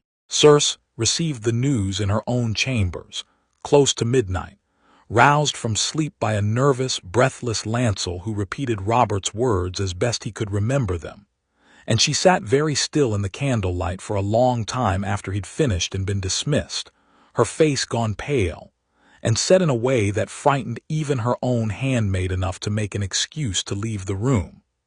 "I'd choose you every single time, and I don't care who hears me say it." She thought of Ned Stark's careful, unfinished sentences in the Godswood weeks ago, of a truth about that boy's blood that Ned had refused to confirm but had not, quite, denied either. She thought of Jon Arryn's ledger, and the questions he'd been asking before his death, questions about Targaryen eyes and a tower in Dorne. She thought of 17 years of watching Robert's fondness for that boy grow past all reasonable bounds, watching it eclipse every scrap of attention her own children had ever managed to wrestle from their father. And she thought, now, with a cold, final clarity, of exactly what it would mean if that fondness ever curdled from mere private wishing into something Robert actually acted upon. "He'd choose you every single time," she thought, staring into the candle flame until her eyes burned. "And if he ever learns what I've already half-guessed about your blood, he won't need to change any law at all. A dragon's claim outweighs a false Baratheon's, whatever the Great Council decided 17 years ago. If Robert ever learns the truth of what you are, my children are already dead, whether he means it cruelly or not." She rose from her seat, crossed to the window, and looked out over the dark, sleeping city. And by the time the first gray light of dawn crept over the horizon, Cersei Lannister had reached a decision that would set the whole of Westeros trembling before the year was through. A decision born not of malice, not truly, but of a mother's absolute, unwavering terror for children she loved more than her own life, and a conviction, hardening now into something close to certainty, that whatever was coming for her family could no longer be simply watched and waited out. The storm that had been gathering quietly around a cradle in Dorne for 17 years had finally, in the space of a single drunken confession beside a dying campfire, begun to break. Chapter 6. The truth in the storm, Cersei chose the hour carefully. She waited until well past midnight, when the wine had done its usual work and Robert sat alone in his solar picking at the bones of a cold supper. Restless in the particular way, he always was after a hunt that had nearly killed him, and left him thinking too hard about things he'd rather not think about at all. "You're awake," Robert said, when she let herself in without being announced, an intimacy neither of them had bothered with in years. "Come to nag me about council business. Come to talk to my husband." She said it softly and sat across from him without waiting to be invited, and let a long, careful silence stretch out before she spoke again, because she had learned over 17 years in this castle exactly how to make silence do half her work for her. "Robert, there's something I should have told you a long time ago. I've been afraid to, and I'm ashamed of that fear, but I love you enough now to risk it." Robert's eyes came up from his plate, wary, surprised despite himself by the gentleness in her voice. "Go on, then. It's about Jon." She watched his face carefully as she said the name, watched the immediate, unthinking softening that always happened whenever anyone said it in his presence, and felt the familiar cold certainty settle deeper into her resolve. "I've suspected something for years, Robert. I didn't want to believe it. I still don't, if I'm honest, because I know what he means to you, and I would never want to hurt you with a lie." "What suspicion?" "That he isn't Lyanna's bastard by some unnamed lover at all." She let that sit a moment, watching him. "That he's Rhaegar Targaryen's son. That Lord Stark has known it since the day you found them both in that tower, and has let you believe otherwise for 17 years. The silence that followed was the longest of Robert Baratheon's entire life. "That's a filthy lie." His voice had gone very quiet, very still, which frightened her more than shouting would have, because she'd never once heard Robert Baratheon go quiet over anything. "Lyanna loved me. She told Ned so at the end. He told me himself at that tower, with her blood still warm on the sheets. I don't say it to hurt you." Cersei reached across the small table and took his hand, and if there was calculation beneath the gesture, there was also, buried deep enough that even she couldn't fully separate it out, a genuine flicker of pity for the man sitting across from her, about to have the one soft, unguarded corner of his heart torn open. "I say it because I've seen the boy's eyes, Robert. Everyone's seen them, and everyone's whispered about them for years, and I think you've simply loved him too much to ever let yourself truly look. Violet, Robert. Not lilac, not gray. The exact shade of every Targaryen portrait hanging in this very castle. Lots of highborn children have odd-colored eyes. Ask Lord Stark." Her voice had gone soft, almost gentle, the voice of a woman delivering the worst news of someone's life with all the tenderness she could manage. "Ask him plainly tonight and watch his face while he answers. I think you already know, somewhere in your heart, or you wouldn't be so quick to argue with me before I've even finished explaining why I believe it." Robert said nothing for a long time. When he finally rose from the table, his hand shook just slightly, reaching for the hammer that hung, as it always did, on a hook beside the door. "Send for Ned," he said, in a voice gone flat and terrible. "Send for him now, and send for the boy too." They came within the hour, Ned first, roused from his own chambers by a guard's urgent knock, and Jon not long after, still pulling on a tunic over his sleep clothes. Both of them arriving in the throne room to find Robert standing alone before the Iron Throne with his hammer resting across both palms and a single candle burning in the vast, echoing dark, and Cersei seated in a chair to one side, still and silent, watching. "Your Grace." Ned's voice carried careful confusion, though something in the set of Robert's shoulders had already told him, before a single word passed between them, exactly what this was about. "It's the middle of the night. What's happened? You tell me, Ned." Robert's voice cracked on the words, raw in a way Jon had never once heard it. 17 years. 17 goddamned years, and I want to hear you tell me plainly right now whose son that boy actually is. Jon felt the floor of the world tilt beneath him. Ned went very still, and for one long, terrible moment, nobody in that vast dark room said anything at all, and Jon looked between the two men, between the king who had raised him and the man he'd always believed to be simply a distant, kindly uncle, and felt some deep, buried instinct in his chest recognize, before his mind had fully caught up, that everything he'd believed about his own life was about to change. Robert. Ned's voice was quiet, careful, and utterly without the flinching evasion he might have managed years ago, because 17 years of carrying this alone had worn away whatever capacity he'd once had for further lying. I think you should sit down before I answer that. I don't want to sit down. I want an answer. Then you'll have one. Ned's eyes flicked briefly to Jon, full of an apology that had been building for the boy's entire life. Lyanna didn't love you falsely, Robert. Whatever else is true, believe that much, because I watched her die and I heard the truth from her own lips, and it was this: she loved Rhaegar Targaryen. She went to him willingly. No one stole her away, and when I found her in that tower dying, she had already given birth to his son. The candle flame guttered in a draft that hadn't existed a moment before. Robert's face in the small flickering light had gone the color of old ash. You knew. His voice had dropped to something barely above a whisper. You knew, standing right there in that tower, and you let me believe. You let me carry that boy in my own arms and call him hers, only hers, and you said nothing. 17 years, Ned. 17 years you let me love a dragon's whelp, and never once told me what I was actually holding. I made a choice. Ned did not look away, did not flinch, though his voice shook with the weight of finally saying words he'd carried alone for nearly 2 decades. Tywin Lannister was putting Targaryen children to the sword in this very castle while we stood in that tower, Robert. Elia's children, murdered and laid out like trophies before the throne you'd just won.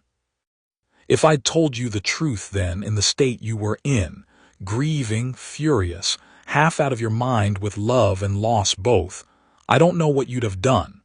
I couldn't risk it. So when you looked at that boy and decided on your own that he was Lyanna's alone, I let you believe it because the lie kept him alive, and because I judged, rightly or wrongly, I still don't know which, that a living boy was worth more than an honest one. You judged. Robert's grip on the hammer had tight, knuckles gone white. You judged and never once thought to ask me whether I might have judged differently, given the chance. I loved that woman more than my own life, Ned, more than my crown. And you let me spend 17 years pouring that love into her murderer's son.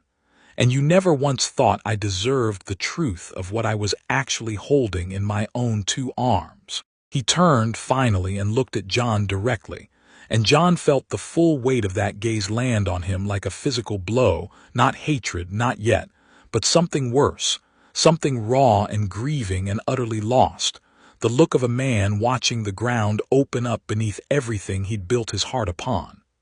Say something, Robert said, and his voice had gone hoarse. Tell me it isn't true. Tell me your uncle's lying, and I'll believe you, God's help me. I'll believe you over my own eyes if you just tell me it isn't true. Jon could have lied. He understood, standing there in the dark, candle-lit throne room, that a lie, a plain, simple denial might have bought him time, might have let this whole terrible night dissolve back into the comfortable, unexamined love that had defined his entire life. He thought of it for exactly as long as it took to draw one breath, and then let it go, because he had spent 17 years being raised, whatever the shape of his blood, by a man who valued honesty above almost every other virtue, and Jon Snow was not about to betray that lesson in the one moment it mattered most. I don't know if it's true, he said, steady, though his heart was hammering hard enough that he could feel it in his throat. I didn't know any of this an hour ago, Robert. I've spent my whole life believing exactly what you believed, But I won't stand here and call Ned Stark a liar to save myself a difficult conversation. If he says it's true, then I believe him because I've never once known him to say something so grave without being certain of it. Then you admit it. Robert's voice had gone thick. You admit you're his, Rhaegar's, the man I killed with my own hammer at the Trident. I admit I don't know who my father was until tonight. Jon's own voice steadied further as he spoke, some cold, clear resolve settling into him that had nothing to do with fear and everything to do with a decision he was making, in real time, about exactly what kind of man he intended to be in this moment. But I know who raised me.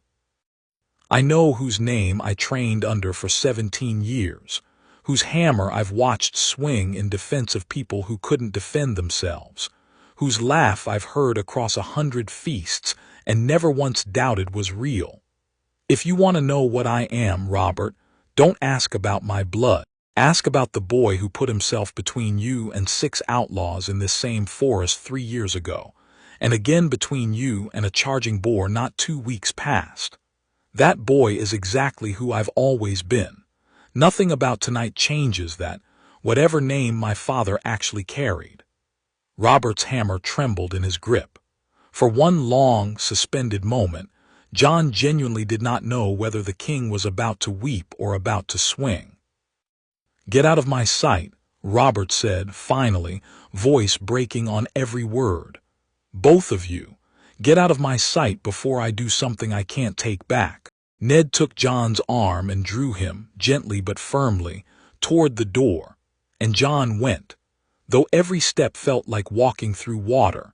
And behind them, in the vast, echoing dark of the throne room, Robert Baratheon sank down onto the lowest step of the Iron Throne itself and put his face in his hands, and made no sound at all, which was somehow worse than if he had wept aloud.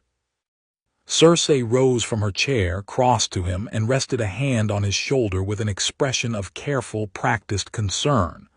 "I'm sorry," she said. "I know how much this must hurt you. Leave me, Cersei." His voice was muffled, exhausted. "Just leave me alone tonight." She left, and if there was a small, cold satisfaction moving beneath her composed exit, she kept it entirely to herself, because she had, after all, watched the man she'd feared might one day crown Jon Snow in her own son's place stand there, and openly admit before his own king's face exactly what blood he carried. And she judged, walking back through the dark corridors toward her own chambers, that whatever grief this cost Robert, it had bought her children considerably more safety than they'd possessed a single day before. She did not yet know how badly she had miscalculated. Varys came to Ned's chambers before dawn, letting himself in with the particular soundless ease that had made him invaluable to 3 kings running, and found Ned sitting alone by a cold hearth, staring at nothing, looking older than Varys had ever seen him look. "My Lord Hand," Varys' voice was soft, almost gentle. "I imagine you've had a difficult night. You already know what happened." "I know most of what happens in this castle, my lord. It's rather the whole point of me." Varys settled into a chair without invitation, folding his soft hands together in his lap. "I've come to offer you something you may find useful, given the circumstances. A piece of knowledge that might, if deployed carefully in the hours ahead, keep this whole unfortunate business from ending in more blood than it needs to. Speak plainly, Varys. I've no patience left tonight for riddles." "Very well." Varys' eyes, usually so carefully unreadable, held something that might almost have been genuine concern. "The Queen came to his grace tonight with the truth about the boy's parentage, in a manner calculated to turn Robert's grief and rage against Lord Stark, and against Jon both. I imagine you've already worked that much out for yourself. What you may not have worked out yet is why she felt such urgency to move against you at all, when she might, in theory, have simply continued watching and waiting as she has for years." Ned's eyes sharpened, despite his exhaustion. "Go on." "Because she has her own secret to protect, my lord, and she has known for some weeks now that Jon Arryn came very close to uncovering it before his unfortunate death, and that you yourself have since found the very papers that would confirm it beyond doubt. Varys let that settle a moment, watching Ned's face carefully. Her children are not the king's, Lord Stark, not one of the three. I imagine you've already reached that conclusion on your own, given what you found in Lord Arryn's study, but I thought it worth confirming plainly, given how the rest of tonight is likely to unfold. You've known this too. I make it my business to know most things. Varys spread his hands in a small, apologetic gesture. I tell you now, my lord, because I judge that Robert Baratheon, in the state grief and betrayal have left him tonight, deserves the chance to weigh both truths together before he acts rashly on only one of them. A man who learns his beloved ward carries a dead enemy's blood, and nothing else, may do something terrible in his fury. A man who learns in the very same hour that his own marriage has been built on a foundation of equal deception, that his trueborn heir carries no more of his own blood than the boy he raised as a bastard, may find in the strange arithmetic of shared betrayal a path toward mercy that grief alone would never have shown him. Ned stared at the eunuch for a long moment, turning the calculation over, and found, with some discomfort, that he could not entirely disagree with it. Why do you care how this plays out? He asked finally. What is Jon to you, that you'd risk exposing the Queen's secret to protect him? Varys' mouth curved into something that was not quite a smile. I have spent a great many years, my lord, hoping to see the realm find its way toward something better than the endless, grinding cycle of grasping lords and hollow kings that has defined it for as long as I've drawn breath in it. I do not yet know what Jon Snow will become, once the dust of tonight settles. But I have watched him for 17 years, and I have seen, in that time, a young man who fights not for gold or glory, but because the people around him need defending, and who has never once, in all that time, shown the slightest interest in using his considerable gifts for anything but protecting those he loves. That is rarer than you might think among men born to power, let alone men who have had to earn every scrap of it themselves. I would rather see what that young man becomes than watch him die tonight for a crime of birth he never chose. He rose, smoothing his robes, and moved toward the door. The rest, my lord, is in your hands now, and Robert's and the boy's own. I've done what I judged useful. I trust you'll make good use of it. Robert found Cersei in her own solar an hour after sunrise, having spent the intervening hours doing nothing but sitting alone with a bottle he never opened, turning over again and again everything he'd learned the night before, until a final, terrible thought occurred to him that he could not, once it had surfaced, put back down. "How do I know?" he said without preamble, standing in her doorway with his hammer still, absurdly, in one hand, "that Joffrey is even mine?" Cersei's face, for the first time in longer than either of them could remember, showed genuine, unguarded fear. "Robert, answer me." His voice had gone dangerously quiet. "You came to me last night so full of concern for my heart, so eager to tell me the truth about a boy who's never once given me cause to doubt his loyalty. Tell me the same truth about our own children, Cersei, and tell it to me now, or I swear by every god there is, I'll find the answer myself, and you won't like how I go about looking for it." She could have lied. She had lied to him for 13 years about this and 100 smaller things besides, and some cold, practiced part of her mind reached automatically for the next lie, the next careful deflection. But she was tired, suddenly, bone-deep tired of a marriage built entirely on secrets that had finally, inevitably, begun collapsing into each other, and something in her simply broke. "No," she said, "none of them are yours." The silence that followed was worse than any shout could have been. "James," Robert said, finally, flat and terrible, "all three of them, my own good brother. Robert, please, whatever you feel about me, they're children, innocent children who have never once, Innocent. Robert's laugh was a broken, ugly sound. You come to me last night, weeping about a boy's stolen blood, all while your own bastards sit in my nursery wearing my name and waiting to inherit my throne. 7 hells, Cersei, 7 bloody hells. He raised the hammer. Cersei did not flinch away from it, which surprised them both. She simply stood there, chin lifted, waiting, some final, exhausted acceptance settling over her features.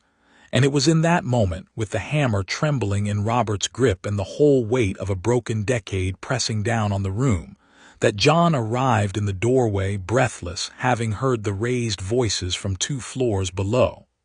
"Robert! Stop! Get out of here, Jon. This doesn't concern you." "It concerns me plenty, seeing as I'm apparently the only person left in this whole castle who hasn't lied to you about something tonight." Jon crossed the room fast, putting himself, not for the first time, between Robert Baratheon and something that might kill him or something he might kill. And this time the danger wasn't an outlaw's blade or a charging boar. It was Robert's own grief, curdling into a rage that could end everything if it went unchecked another moment longer. "Put the hammer down." "She lied to me. 13 years, Jon. 3 children and not one of them mine." "I know." Jon's voice stayed steady, even as his heart hammered against his ribs. "I know, and it's a betrayal, and you've every right to be angry about it. But those children didn't choose their father any more than I chose mine. You've spent 17 years teaching me that a man's worth isn't measured by his blood, Robert.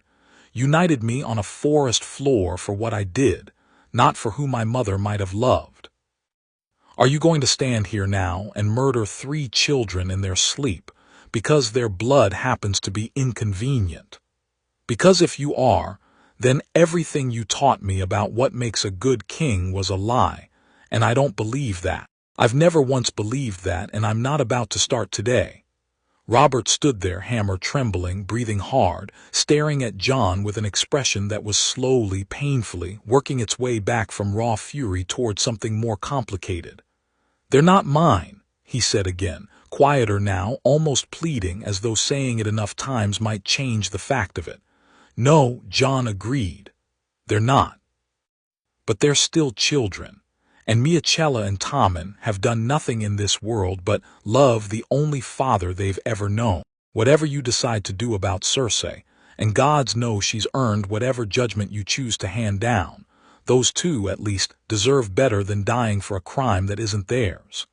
He glanced briefly at Joffrey's name unspoken between them, and something more complicated passed behind his eyes. "Even Joffrey. He's cruel and he's spoiled, and he'll likely make a poor king if he ever sits that throne, but he didn't choose to be born a lie either, any more than I did." Robert's hammer slowly came down. He set it against the wall with a hand that shook visibly now and sank into a chair, and put his face in both hands, and for a long moment the only sound in the room was his own ragged breathing. "What am I supposed to do, Jon?" His voice, when it came, was smaller than Jon had ever heard it. "Everything I believed about my own life, my marriage, my children, the woman I loved most in this world, all of it's turned to ash in a single night. Tell me what a man's supposed to do with that." Jon crossed the room and knelt beside the chair, the way he might have knelt before a wounded man in battle, and there was nothing of ceremony in it, only the simple, hard-won intimacy of 17 years spent loving this man without ever once needing a reason rooted in blood. "You survive it," Jon said. "The same way you survived losing my mother. The same way you survived a war that cost you nearly everyone you loved before it was through. You don't have to forgive anyone tonight, Robert. You don't even have to decide anything tonight. But you don't have to burn the whole world down to the ground either, just because it's hurt you badly. That's not the man who raised me. Whatever else is true, I know that much for certain." Robert lowered his hands finally and looked at Jon, really looked at him, violet eyes and dark hair and all the truth of his blood laid bare between them now, and something in his ravaged expression slowly, gradually, began to settle into something steadier. "You could have lied to me last night," he said. "Denied it. I told you I'd have believed you. I know. Why didn't you?" Jon considered the question a long moment, choosing his words with the same careful precision he brought to everything that mattered. "Because you taught me better than that. Every lesson you ever gave me in that training yard, every time you told me a knight's worth was measured by his honesty as much as his blade, I believed you meant it. I wasn't about to prove you wrong the first time it actually cost me something to keep believing it." Robert made a sound that was half a laugh and half something closer to a sob, and reached out, and gripped the back of Jon's neck the way he had 100 times before over the years, rough and affectionate and entirely without artifice. "7 hells," he said. "7 bloody hells, boy. Rhaegar Targaryen's son, and you turn out more honest than every trueborn child in this whole god-stemmed castle." He was quiet a moment, and when he spoke again, his voice had steadied into something that sounded unmistakably like a decision being made. "I'm not killing you. I want that said plainly right now, so there's no confusion about it later. Whatever blood you carry, you're mine. You've been mine since the day I held you in that tower and decided you were the last piece of the woman I loved left in this world, and I don't care what any Meister's genealogy says about it. That doesn't change tonight. That doesn't change ever. Robert, I mean it, Jon. Blood's just blood. You taught me that yourself, not 5 minutes ago, and you were right too." He wiped roughly at his own eyes with the back of one hand, embarrassed by the tears he made no further effort to hide. "I'm not going to pretend the rest of it doesn't hurt like hell. Rhaegar Targaryen killed a great many good men in that war, and I'll need time to sit with the fact that his blood's running around my own household wearing my colors. But you're not him, Jon. You never have been. You're the boy who put a spear through a charging boar to save my worthless hide, and I'll be damned before I let a dead man's ghost take that from either of us." Cersei's fate, when Robert finally settled it 3 days later, surprised the whole of the small council, and surprised no one more than Cersei herself. "You'll retire to Casterly Rock," Robert told her in a private audience that included only Ned, and at Robert's own insistence, Jon standing quietly near the door. "Officially, for your health. Unofficially, everyone with sense enough to count on their fingers will understand exactly why, and I don't much care what conclusions they draw from it. Miachella and Tommen go with you. Joffrey stays here. You'd separate me from my children. I'd have every right to end you both, Cersei, and don't think for one moment I haven't considered it." Robert's voice was hard, though something steadier had settled into it over the past 3 days, some cold clarity that hadn't been there in the raw, wounded hours right after the truth first broke. "Joffrey stays because, whatever the truth of his blood, he's still, in the eyes of every lord in this realm, my heir. And pulling that thread now, publicly, risks tearing this whole kingdom apart in ways I'm not prepared to inflict on people who never asked for any of this. But he'll answer to me directly from this day forward, not to you and not to your father, and I'll be watching a great deal more closely than I have been. And Jaime," something dark passed over Robert's face, "Jaime keeps his cloak for now because executing him outright would raise questions I'm not ready to answer. And because I'm tired, Cersei, gods help me, I'm tired of blood begetting more blood in this family. But he serves far from this city from now on. I don't care where. I don't want to look at his face again if I can help it." Cersei absorbed this in silence, her face carefully composed even as something inside her, grief, relief, humiliation, all tangled together, moved beneath the surface. "You're being merciful," she said finally, and there was genuine confusion in it, the confusion of a woman who had spent the whole of her adult life assuming that power, once threatened, always answered with cruelty in equal measure.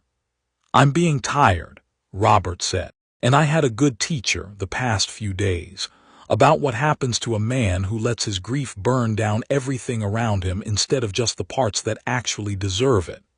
He glanced briefly at Jon, standing quiet by the door, and something passed between them that needed no further words. Go to Casterly Rock, Cersei.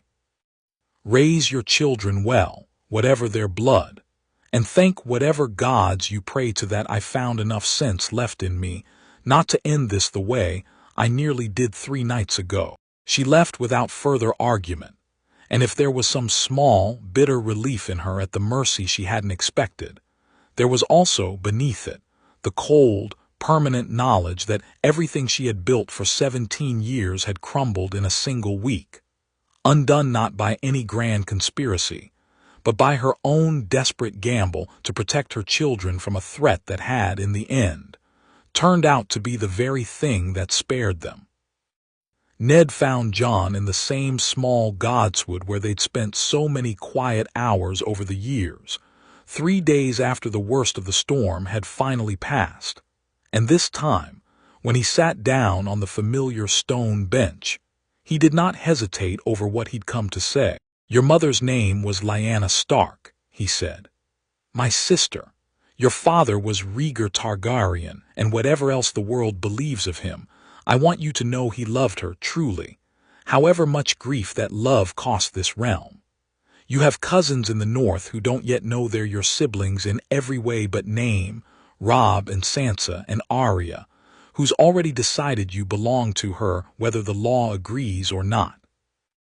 You have a whole family up there, Jon, waiting for the day it's finally safe to know the truth of you properly." Jon was quiet a long time, staring out through the sparse trees toward the towers of the keep, gold in the afternoon light. 17 years, he said, finally. "You could have told me any time in 17 years. "I could have," Ned agreed. "And I've asked myself, more times than I can count, whether that would have been the braver choice or simply the more selfish one. I chose silence because I judged it kept you alive and safer and loved by a man who would have moved heaven and earth to protect you if he'd ever thought you needed protecting. I don't know if that was right. I only know it's what I chose, and I'd choose it again. Gods forgive me. If it meant you standing here today instead of dead in a Dornish tower before you'd even drawn your first breath." Jon nodded slowly, and something in his chest, some old familiar ache that had followed him his whole life, the hunger for a father's name, a clear place in the world, finally, quietly began to settle. "Robert still calls me his boy," he said, "even now, even knowing everything." "I know." Ned's mouth curved into something that was almost a smile. "For what it's worth, Jon, I think that's the truest thing in this whole tangled mess. Blood made you Rhaegar's son. But love, real, chosen love, made you Robert's. I don't think either truth cancels the other out. I think you get to carry both, and decide for yourself in your own time what each one means to you." Jon looked at him, violet eyes steady in the fading light, and for the first time since the night the truth had broken over him like a wave, something like peace moved across his face. "Then I choose to be both," he said. "Wolf's blood and dragon's fire and a stag's love all tangled together. Let the whole realm make of that whatever it likes. I know who I am." Far above, in the towers of the Red Keep, Varys the eunuch watched the two of them from a high window, small figures in the fading gold light of the godswood, and thought, not for the first time, that the storm he had spent so many years quietly nursing along had finally, against every careful calculation he'd ever made, produced something he had genuinely not expected. Not merely a weapon, not merely a threat, but a young man who had looked directly into the worst truth of his own existence and chosen, without hesitation, to become better than the blood and the grief that had made him. Let the realm wait a while longer for its dragons, Varys thought, turning from the window at last, already composing in his mind the careful, patient letters he would need to send. This one, I think, is worth watching grow into whatever he's finally decided to become. Below, in the quiet dusk of the godswood, Jon Snow, known now, to those who mattered most, by every name he had ever carried and would carry still, rose from the stone bench beside the uncle, who was also his kin by deeper blood than either of them had spoken aloud in 17 years, and walked back toward the lights of the castle that had raised him, unafraid of whatever storm still waited ahead.